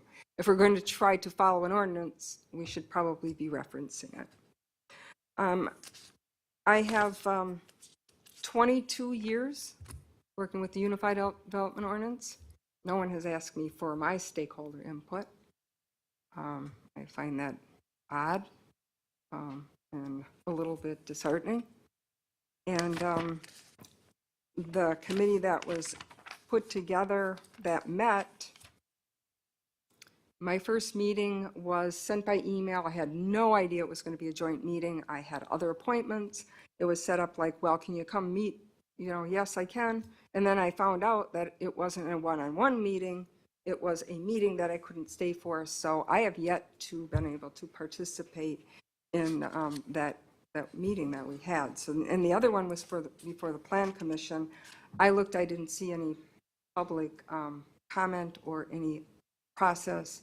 So I just stayed home. Well, And then, Alderwoman, let's be clear. You said you haven't been invited to any meetings, when that in fact is not true. You've been invited to meetings that you either couldn't or didn't stay for. So that is partially correct, and I have in this the day and floor. age, when you make statements like that, they have a tendency to become talking points, I will clarify my Thank you, statement appreciate given the opportunity. because you do get invitation to all of them. My statement was that I received an email, and I wasn't going to detail it out, but if you insist that I'm not being honest, I will detail it out. Well, okay, so just to detail that out for everyone on the record, the email was sent to me from our planning manager asking me if it would be available for a date, and I did respond. I believe it was a Wednesday. I said yes, I could be there at 3:30. And then when the date came up, it was a meeting and I had another appointment. My expectations from that email, it was not clarified that this was not an individual staff meeting, that it was not clarified. So I thought I'd be going into his office for 30 to 45 minutes and I would leave and I would go to my other appointment. Come and find out that it wasn't that process. I was unable to switch my schedule and attend. Had I known during that initial email, and I can send everyone the email and how it was worded, it did not clarify that. So that is Alderwoman, why We're I wasn't. not accusing you of anything. So it would be good if we could move along. We're not accusing you, and That's you're fine. acting like you are, and it's not. So Okay. let's go to our point and Well, move on. We got I- lots of stuff left I to am do tonight. saying that we, as a council, this should be a committee of the whole item. This shouldn't be just some, given to another committee. It's like, we're the elected officials, we set the policies, this is a document that we're supposed to be living and breathing and applying on all the actions that we're doing. And we have a committee. I appreciate the committee's effort. I appreciate that they're flushing things out. But Plan Commission's job is welcome to. We will bring you a document that has strong suggestions. You guys discuss, decide, make changes. I think this council has the ability to say, do we want to have input or not? Right now, I'm being told, you're an elected official, you don't get an input, it's the plan commission. You're saying it again. You're included in all the meetings. No one has ever said you cannot participate. So if I come to the meeting, will I be able to speak? Absolutely, Okay. absolutely. Can you please make that clear on the agendas, because I sat home and it was not clear. I looked at the agenda, very much so, and now that I We'll put a know, special invitation to Alderwoman Wilhelm on every agenda. Mayor, Can we move on? point of order on your.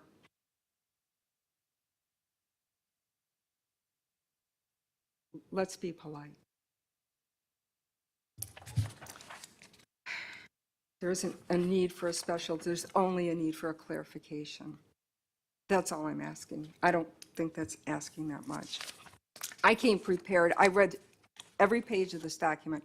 I came prepared tonight to give input on it. But I don't think we're going to be doing that tonight because it's time to move on, as I've been told. So I will be paying attention. I hope for more input. I hope the link on the website works better. And Heath, I think you're doing a dynamite job, and this is no reflection on you, but I am concerned about particular influences. I want this to be an independent consultant, and with your input, I'd like to see this be more of an independent procedure. I'm not sure we're going to get that, but I hope so. Thank you. I need clarification. I'm sorry, I can't let that pass. You want it to be independent, but you want the Common Council to have input at all times. Would you like me to speak? Yeah, absolutely, because that didn't make any sense to me.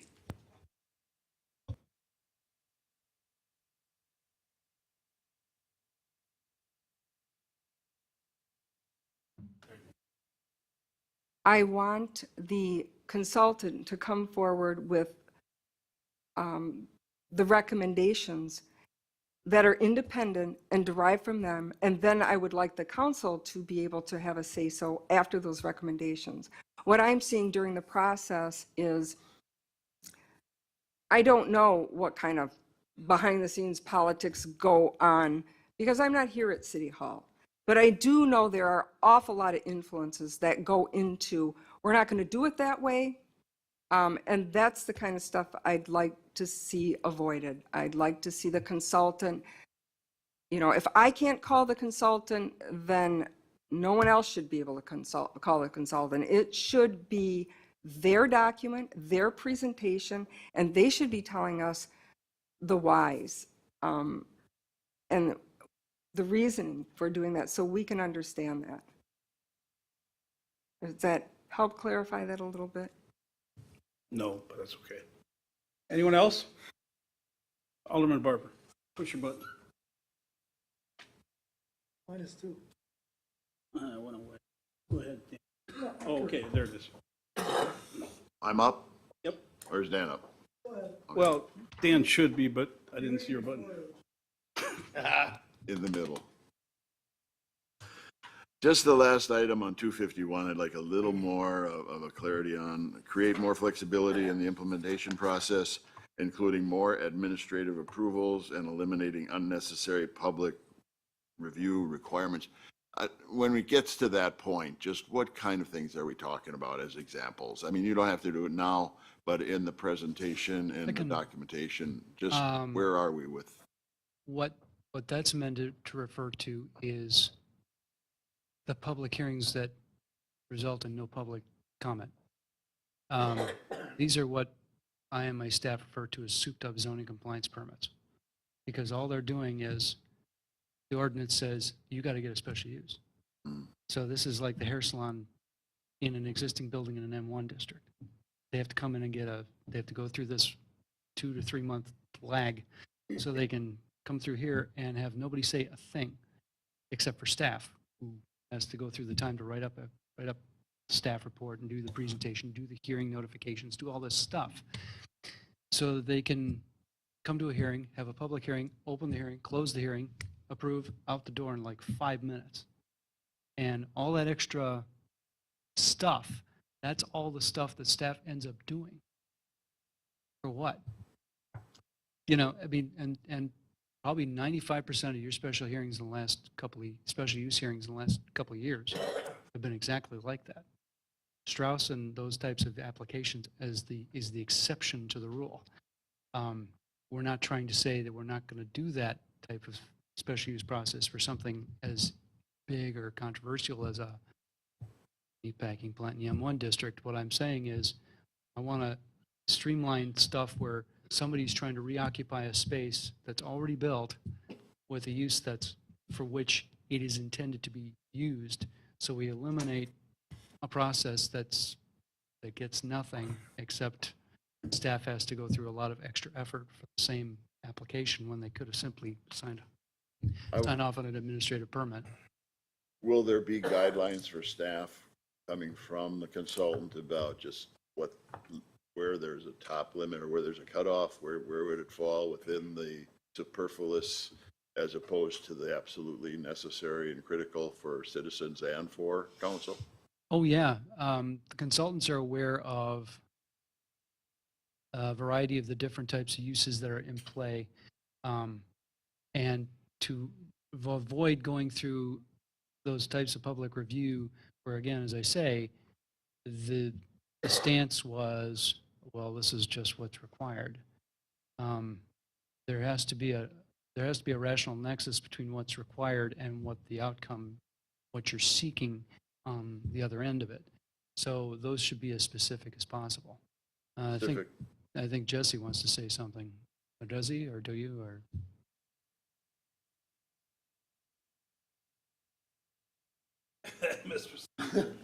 My understanding during the subject meeting with the update committee was that these types of uses are not special uses. They were categorized as special uses, multiplied in extreme details per the SIC code, the 1987 code, which you referred to earlier. So the change is not to say, oh, this is a special use, but we're not going to allow for a public hearing, public input. The code change would be, these are not special uses. A hair salon next to a barber shop, and the barber shop's let's say a hair salon next to a drugstore. Right. Drugstore is a permitted use under the tables and tables and tables of the SIC code, but the hair salon use would be a special use.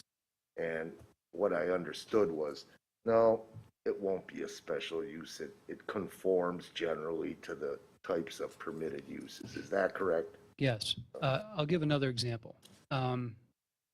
We just did a UDO amendment probably in January, where it was about contractors, businesses.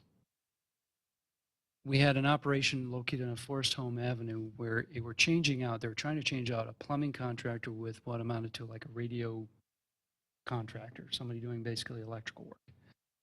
Had to get a special use approval. Why? Because they're electrical.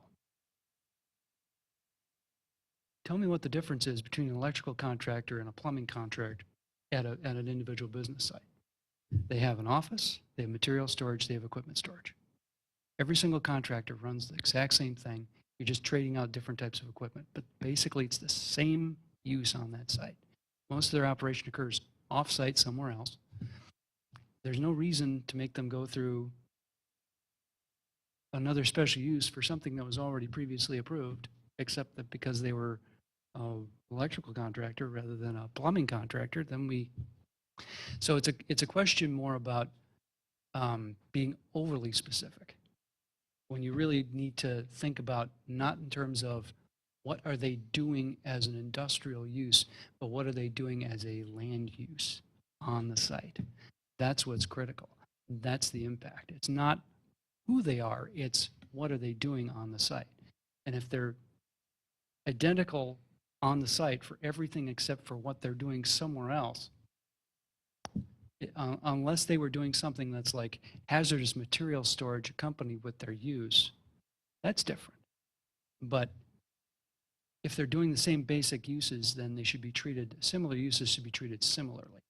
And from a standpoint of on-site use, that's what we're trying to focus on.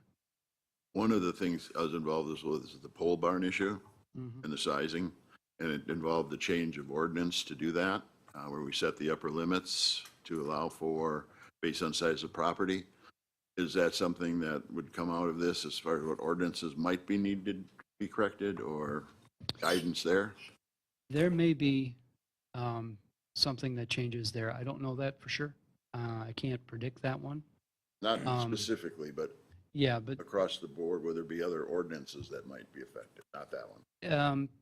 there may be something that we look at where it might impact something else, but at this point, like I say, I can't really foresee that. We haven't gotten quite that far into the details yet. Thank you.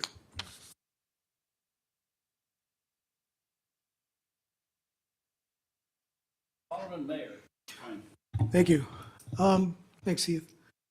I just want to kind of give you a vote of confidence, Heath. You're going to get all kinds of suggestions in this whole thing, and those are all very valuable. And initially, you're probably going to get a ton of the same ones, but as you narrow things down and as things evolve, there'll probably be fewer.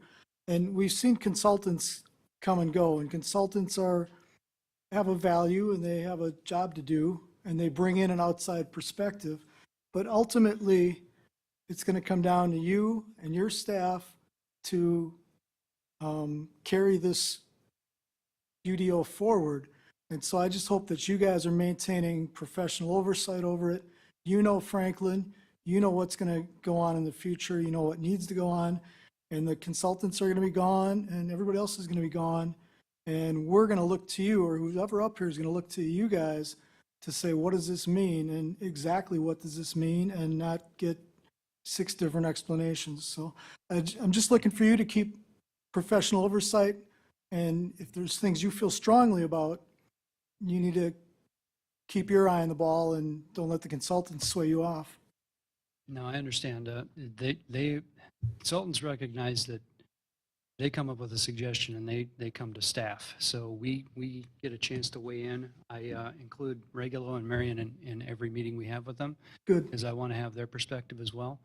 I think it's ultimately critical that staff has to, we're going to be the ones administering this thing. It would be helpful if we were involved in the process from start to finish.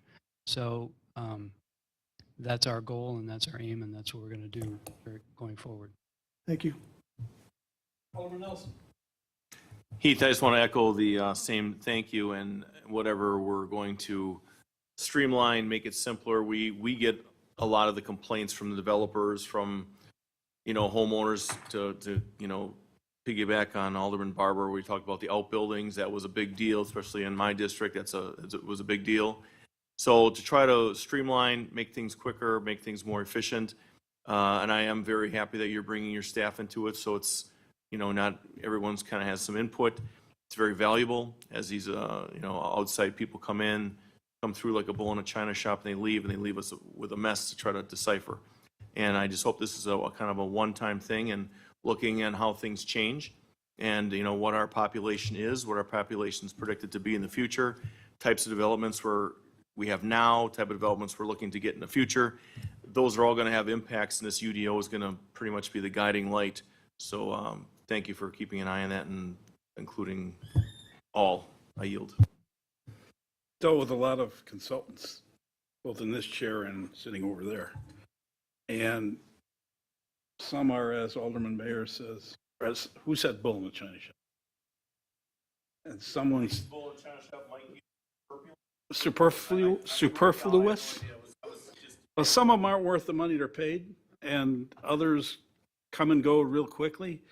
I think the Plan Commission is, and me specifically, were very impressed with this consultant, their grasp of the issues, their professionalism, and the amount of expertise that they brought to the table. I mean, they were having back and forth with Heath on the aspects of particular nuances of the planning codes and things. And they had answers for every question, and they got some tough ones. So these guys are good. So I'm pretty confident that we're going to end up with a product that the community can be very proud of, as opposed to what we have now. Alderwoman Hanneman.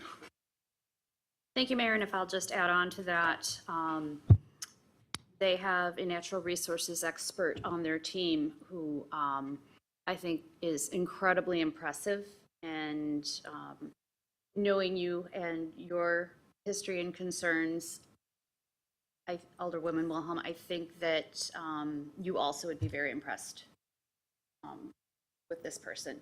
Has a great deal of experience, a great deal of knowledge of Wisconsin natural resources in particular.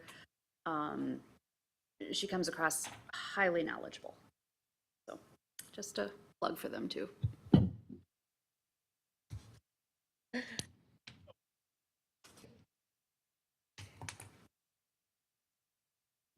Okay, you get what you want? Anybody else?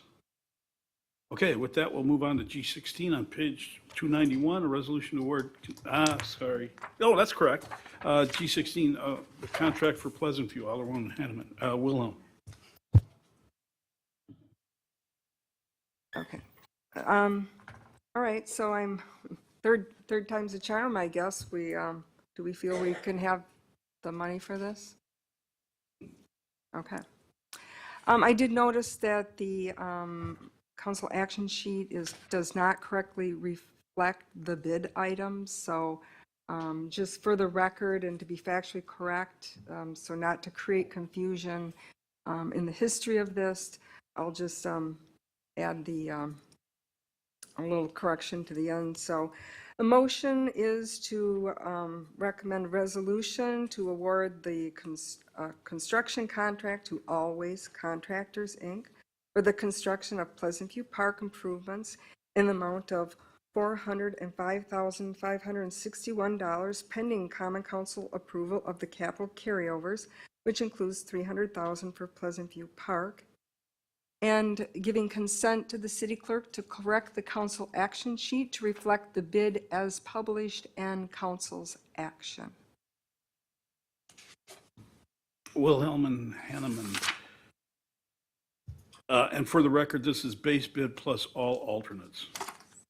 Yes, and just also for the record, what happened was, it says where it's 5 mandatory bids, there's actually 6 listed, so that's what I'm looking to have correct, because they're actually, alternate 4 was supposed to be part of the base, so let's just make sure that's correct. Thank you. Okay. On that, all those in favor signify by saying aye. Aye. Any opposed? Motion carries. Thank you very much. G17, page 295, an ordinance to repeal and recreate 222-4 of the code to rename street openings and excavations to construct, maintain, or repair infrastructure within public right-of-ways. Questions? Mr. City Engineer.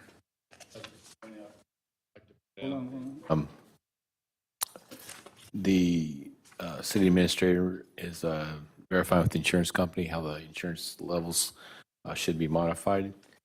And I don't believe, and I apologize if he did send it. Still waiting on some language for the discussion of escrow.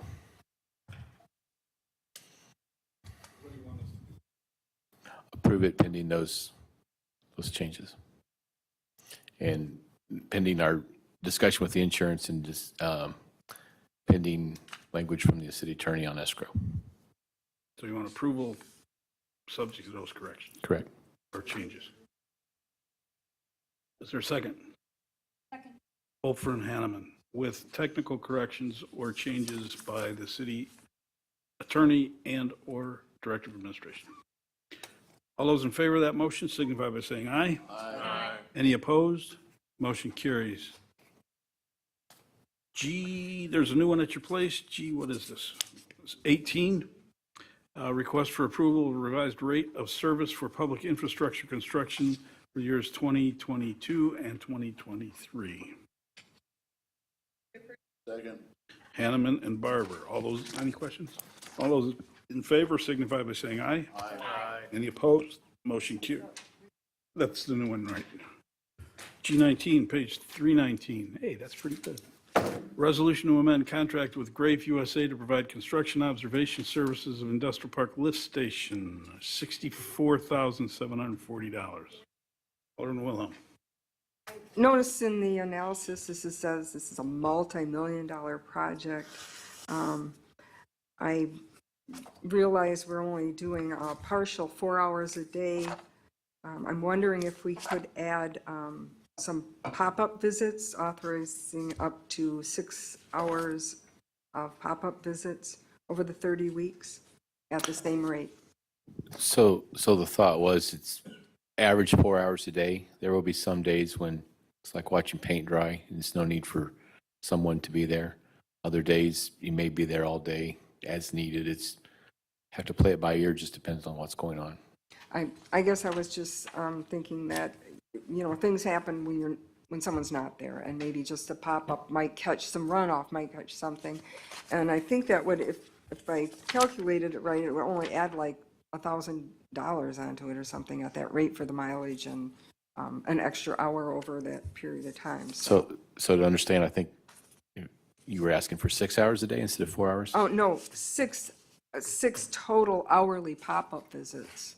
So if they're in the area, they can do an hour to pop in, authorize up to 6 of those, in addition to the contract. So we're just adding 6 hours to the contract? Yeah. Not to exceed, okay. And that would be, just so they understand, it's a random. Yep. That would be my motion. Recommend as approved with the addition of the 6 additional drop-in hours. And what's the additional cost? Does anybody know? Get the motion right? All right. That means that the $64,740 is something somewhat larger. Something more, yeah. Okay. All those in favor signify by saying aye. Aye. Any opposed? Motion carries. G20, a resolution to enter a license with Wisconsin Electric for use of their property. I love this, for a linear park on 116th Street, Mayor's to municipal boundary. Nelson, and I give it to Mayor. Short timer. Alderman Wilhelm. Hold on. I got it. Okay. Have we looked at this for what the ongoing maintenance would be? And then is the city attorney okay with the termination? Because if they terminate this, we have to remove, they could make us remove the asphalt, so there's that cost. In addition to, have we done at least a phase 1? So because it says that we'll be responsible. Phase 1 sounds like a minimum we might want to do to, so we're not taking on any contamination or identified for any contamination. Is that been addressed? So after I speak, I'll let the city attorney speak. We're not taking the property, they're just giving us a license to occupy it, and this is very similar to what we're doing on the rest of the trail. I talked to We Energies. The license is what the license is. And having said that, I believe it's 1985, maybe even sooner.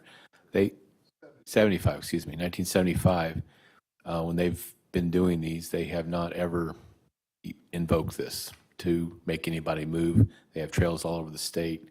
They're not inclined to modify it for Franklin. Okay, and as far as it says license or offers.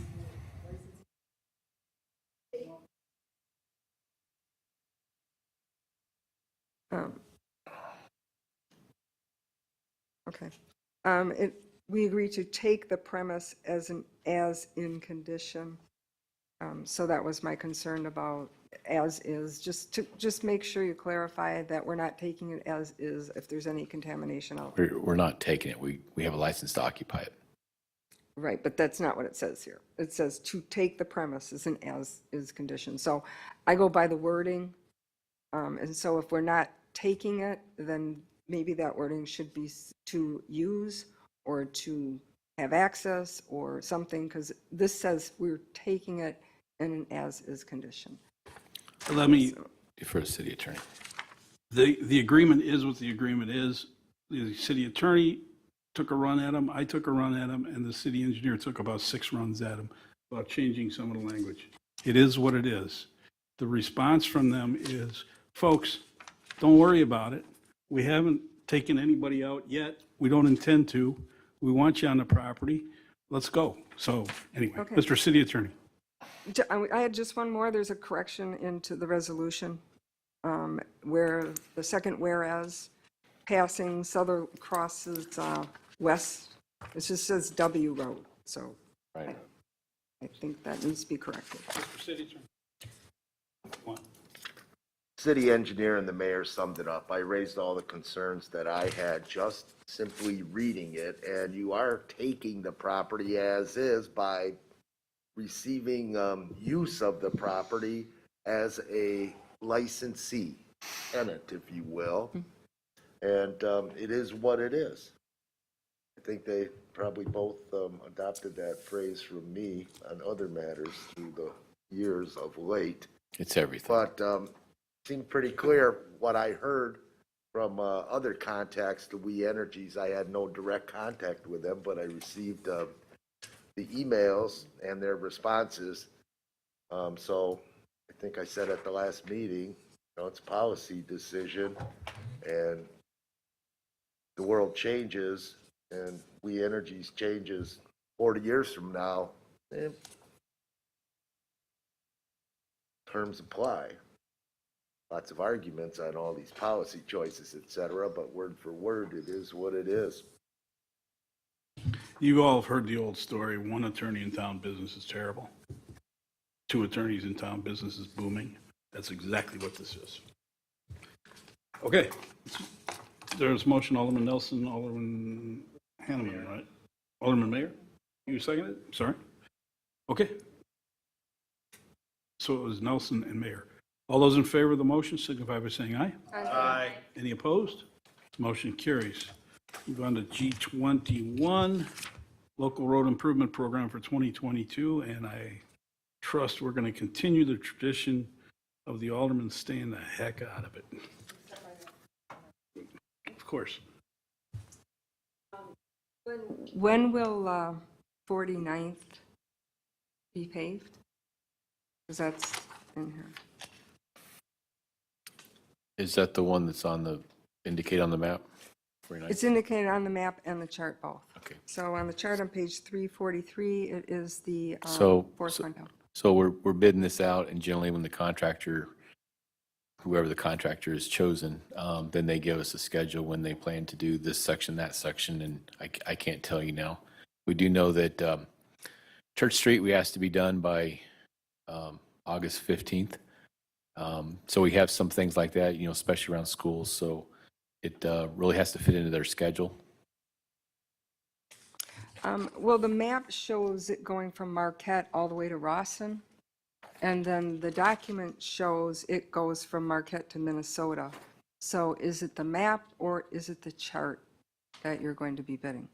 I would believe the chart more than I would the map. So if we go from Marquette to Minnesota, yeah, so I'm wondering about the cost there. So I guess we need some clarification. I will clarify and have an email sent. Okay. And then the other complication is, since the last lift of asphalt was put on Marquette Avenue, and Phase 2 of the Pleasant View Reserve subdivision will probably still be using 49th Street, how will that be accommodated if it's done? Because they're not going to be done this fall. Well, they might be, but.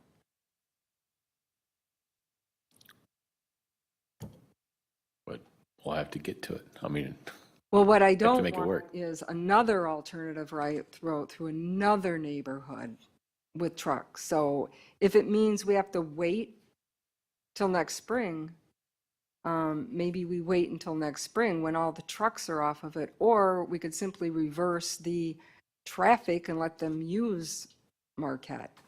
But the way it's limited up there, you only have, if you're not going to send them down Marquette, and you're going to have 49th under construction, and then you're going to have to go over to this in front of the school and down 46th Street, which is a really long way around. Well, I'm amiable to just taking this off the list, knowing that we are expected to be over budget anyway, and we're going to have to pull some projects off, so that may be the first one to fall off the table. See? Gotta be careful what you ask for. I don't have a problem with that because it doesn't make sense to put it in and run. So and plus I couldn't tell by the map what we're actually doing here. So Madam Director of Administration. I may be off base here, but there's two 49ths listed. One is from Marquette to Minnesota and one is from Minnesota to Rawson. So it sounds like maybe those just need to be added together. I know there's different things being done. Oh, no, there's not. They're the same. No, they're both. So it looks like you're talking about maybe both of those? Well, let's go forward, leave it on the list, and everybody understands that it'll be the first one to come off. Does that work? That's fine. And if it doesn't come off, I certainly want to know what route we're going to be sending the construction traffic, and I want to be notified ahead of time and not just get the calls from the We can do that. residents. Easier to take it off. Okay, Alderman Barber, and then Hanneman.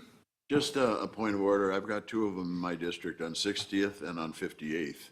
Are those going to be done simultaneous or would they be staggered? It'd be up to contractor and depends on what other works has to be done. Because that might be a little bit more, or a little bit difficult having both of them done at the same time. Oh, yeah, those are chip and seal. If you notice, one thing we're doing new this year, we had a long discussion of Board of Public Works. We're trying some, and for lack of a better term, chip and seal, but there's various technologies that many municipalities are trying to implement to try to extend the life of roads. So we're trying to just, it won't take very long, more than like a day to get that done. So that, excuse me all, that allows me the opportunity to ask, describe chip and seal and scrub and fog seal. Take a stab at it. So one is I guess the best way to explain it Fine is, ground and tar? one is you kind of spray it with an oil and then put the gravel on top. It's a little more loose. Like they do in One is, rural roads. Well, It's easy for me to say. it's happening to more and more urban roads. Madison is really doing a lot of it. Oak Creek is doing a lot of it, or starting to do a lot of it. And with our getting behind the eight ball, I've got to start looking at it that way too. Scrub and seal is a technology, I think, is where you kind of use the brush as you put it in, right?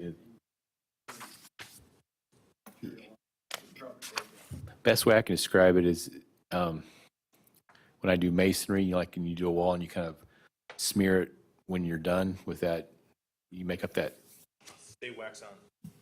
wax on, wax off, kind of like that. Yeah, they are different. Enough. So, I think anybody complain about me saying that's good enough?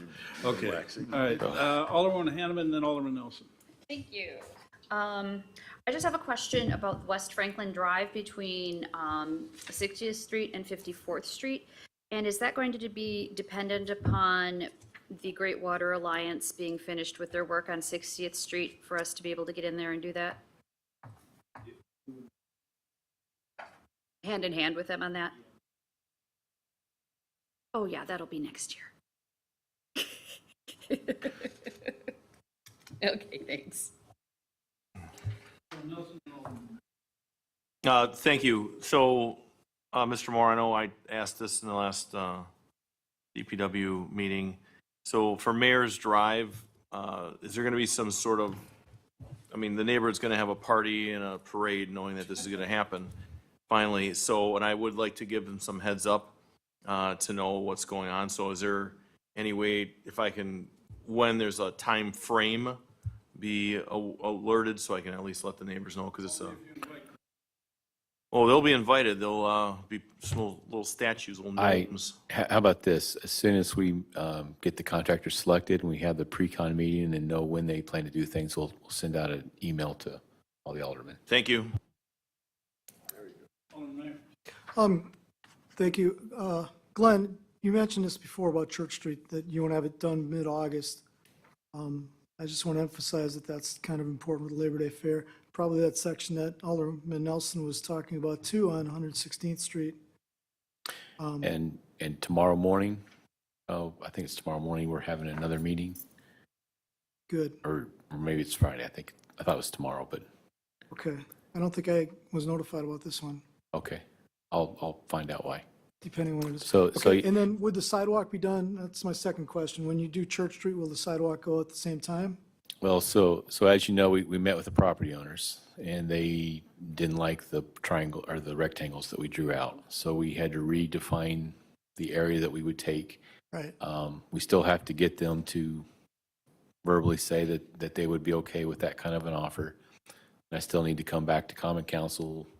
We still need to agree to purchase the property before we can do that. So assuming all those things fall in place, I don't see a problem getting that done this year.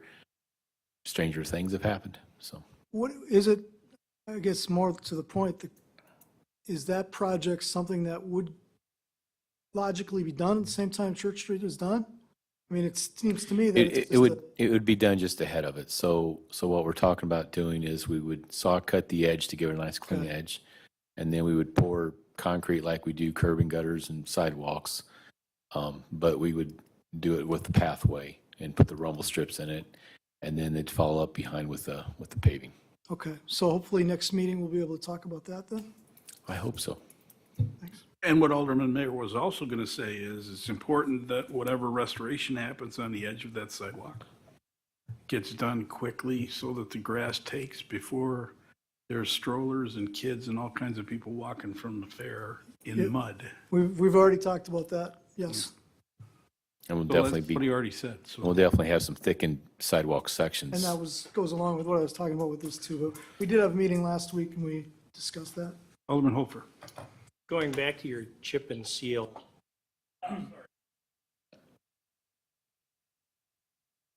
What was that? Let's just pour there. wouldn't be the first time. So when you're doing the chip and seal, if you've got depressed areas or areas where there's, maybe it's a 3 or 4 foot square that pieces are cracked up, is any repair going to be done to that prior to the seal? So I would suggest to you, this is the difference between the scrub seal and just the fog kind of application. So when I went in Madison and looked at it, when you just drive, you think, wow, this street looks really nice, till you actually stop and get out and look at it, and you can see every single defect that was there. It's just a black pavement. But what that does is it really seals up the asphalt, keeps it from further deteriorating, gets down inside cracks. But it's not pretty. I mean, it does not look like a brand new road. We have been warned by every community we've talked to that you will hear a lot of complaints when that happens. And you'll have some various things. You do have some folks. So when it's very fresh, it'll kick up gravel as you drive along, and so you may get some stuck on your car. You get those complaints. You'll get complaints from neighborhoods that maybe feel like that they're treated second class because their road wasn't improved like the other roads. Granted, their road wasn't as bad as the other roads, but that's after 5 years after you pave it, we'd like to do something on it, and then every 5 to 7 years redo the application, and you do that 3 times, and then in theory the the next time it would need to be done, you would actually do the full-fledged rehab. But, and again, I've said this several times, but we generally ask for $2.5 million a year to do road projects, and we've historically got about one. So it's just, we keep getting further and further behind every year. So we're trying to figure out ways to catch up. Back in the 60s and that, this was kind of the standard that they did, growing up, West Dallas did that all the time. But the question is, would there be any benefit, like when it's depressed by a water box, or you see that there's a 6-inch rut all the way across the street, to repair that prior? Would that add any extra life to that, as opposed to just putting a coat of sealant on? I suppose if we had a depressed area that held water, that would be an issue that we should probably address. I think most of the defects, so when I went to Madison, looked at their examples, you see cracks and where every utility cut that had happened and that sort of thing. But as far as anything depressed holding water, that's probably something we would take care of on our routine, assuming we can leave the parks alone long enough in the summertime to get access to them. But I believe there's got to be a cutoff point where it doesn't make financial sense to do that. But if you had a road that had a couple of repairs, yeah, it so would last longer. So when it does get the worst of the worst, you have to do it, because it's otherwise you're just putting the Band-Aid on a pig. Thank you. A what? Band-Aid on a pig. All right.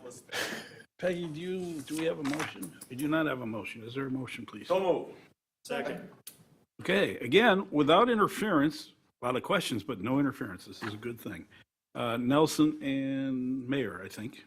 Is that who you had, Peggy? Sure. All those in favor of the motion signify by saying aye. Aye. Any opposed? Motion carries. G22, page 345, authorize staff to implement a change in fee disclosure for principal retirement plan statements. So moved. Second. All those in favor? Aye. Any opposed? Motion carries. Page 347, G23, an ordinance to amend 2020-2453. I should remember that by now. An ordinance adopting the 2021 annual budget for general fund to move $7,925 of unrestricted contingency to a special audit appropriations and authorize cost overages for a 2020 single audit of federal and Wisconsin grant dollars by Baker Tilly.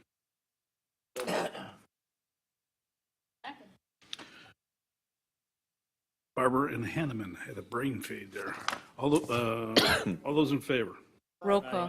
I'm sorry, roll call. I think I just heard Paul. Okay.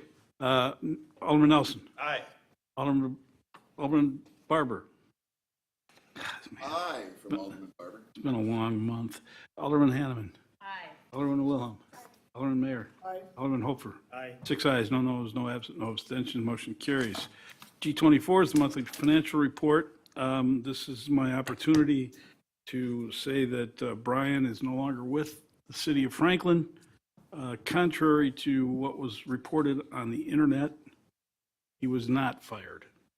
I don't know how anyone would have gotten that information, but I hope it didn't come from anybody at this table. That's potentially injurious to his reputation and the city's. Was not appropriate. It's over the line, and I'm embarrassed for the city that someone would have published it. Okay. Any questions on the financial report? Seeing none, is there a motion to receive and place on file? So moved. All those in favor? Aye. Any opposed? Motion carries. Item H, Alderman Nelson. First one. Hold on. Thank you. There is a 25, Mayor. Are you going to do that after?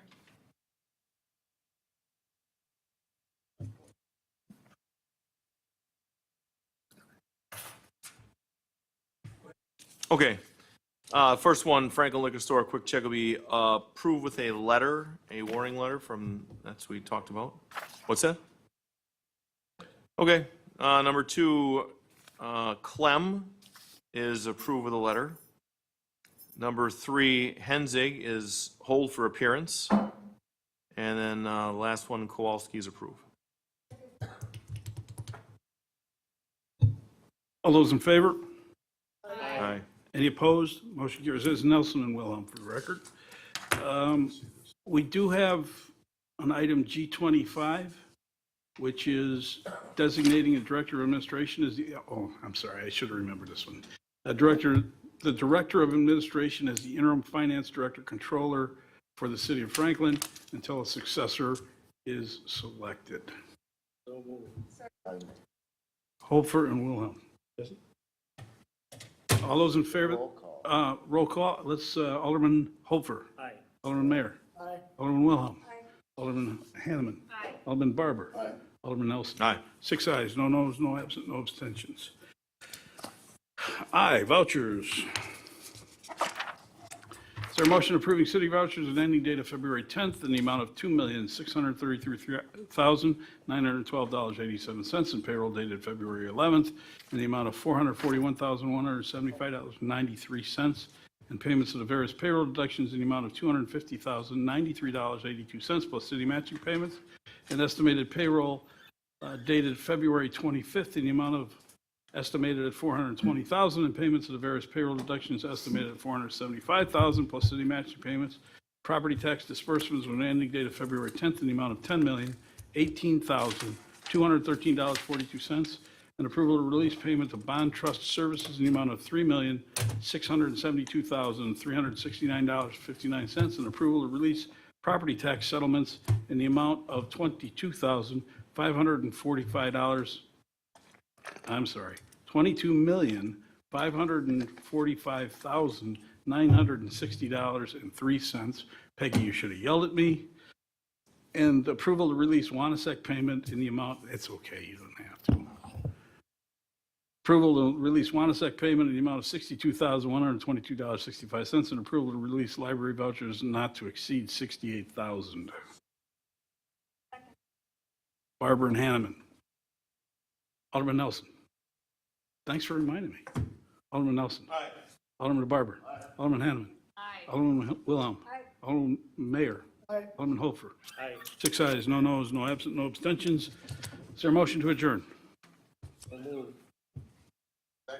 Hofer and Barber, all those in favor? Aye. Any opposed? Motion carries.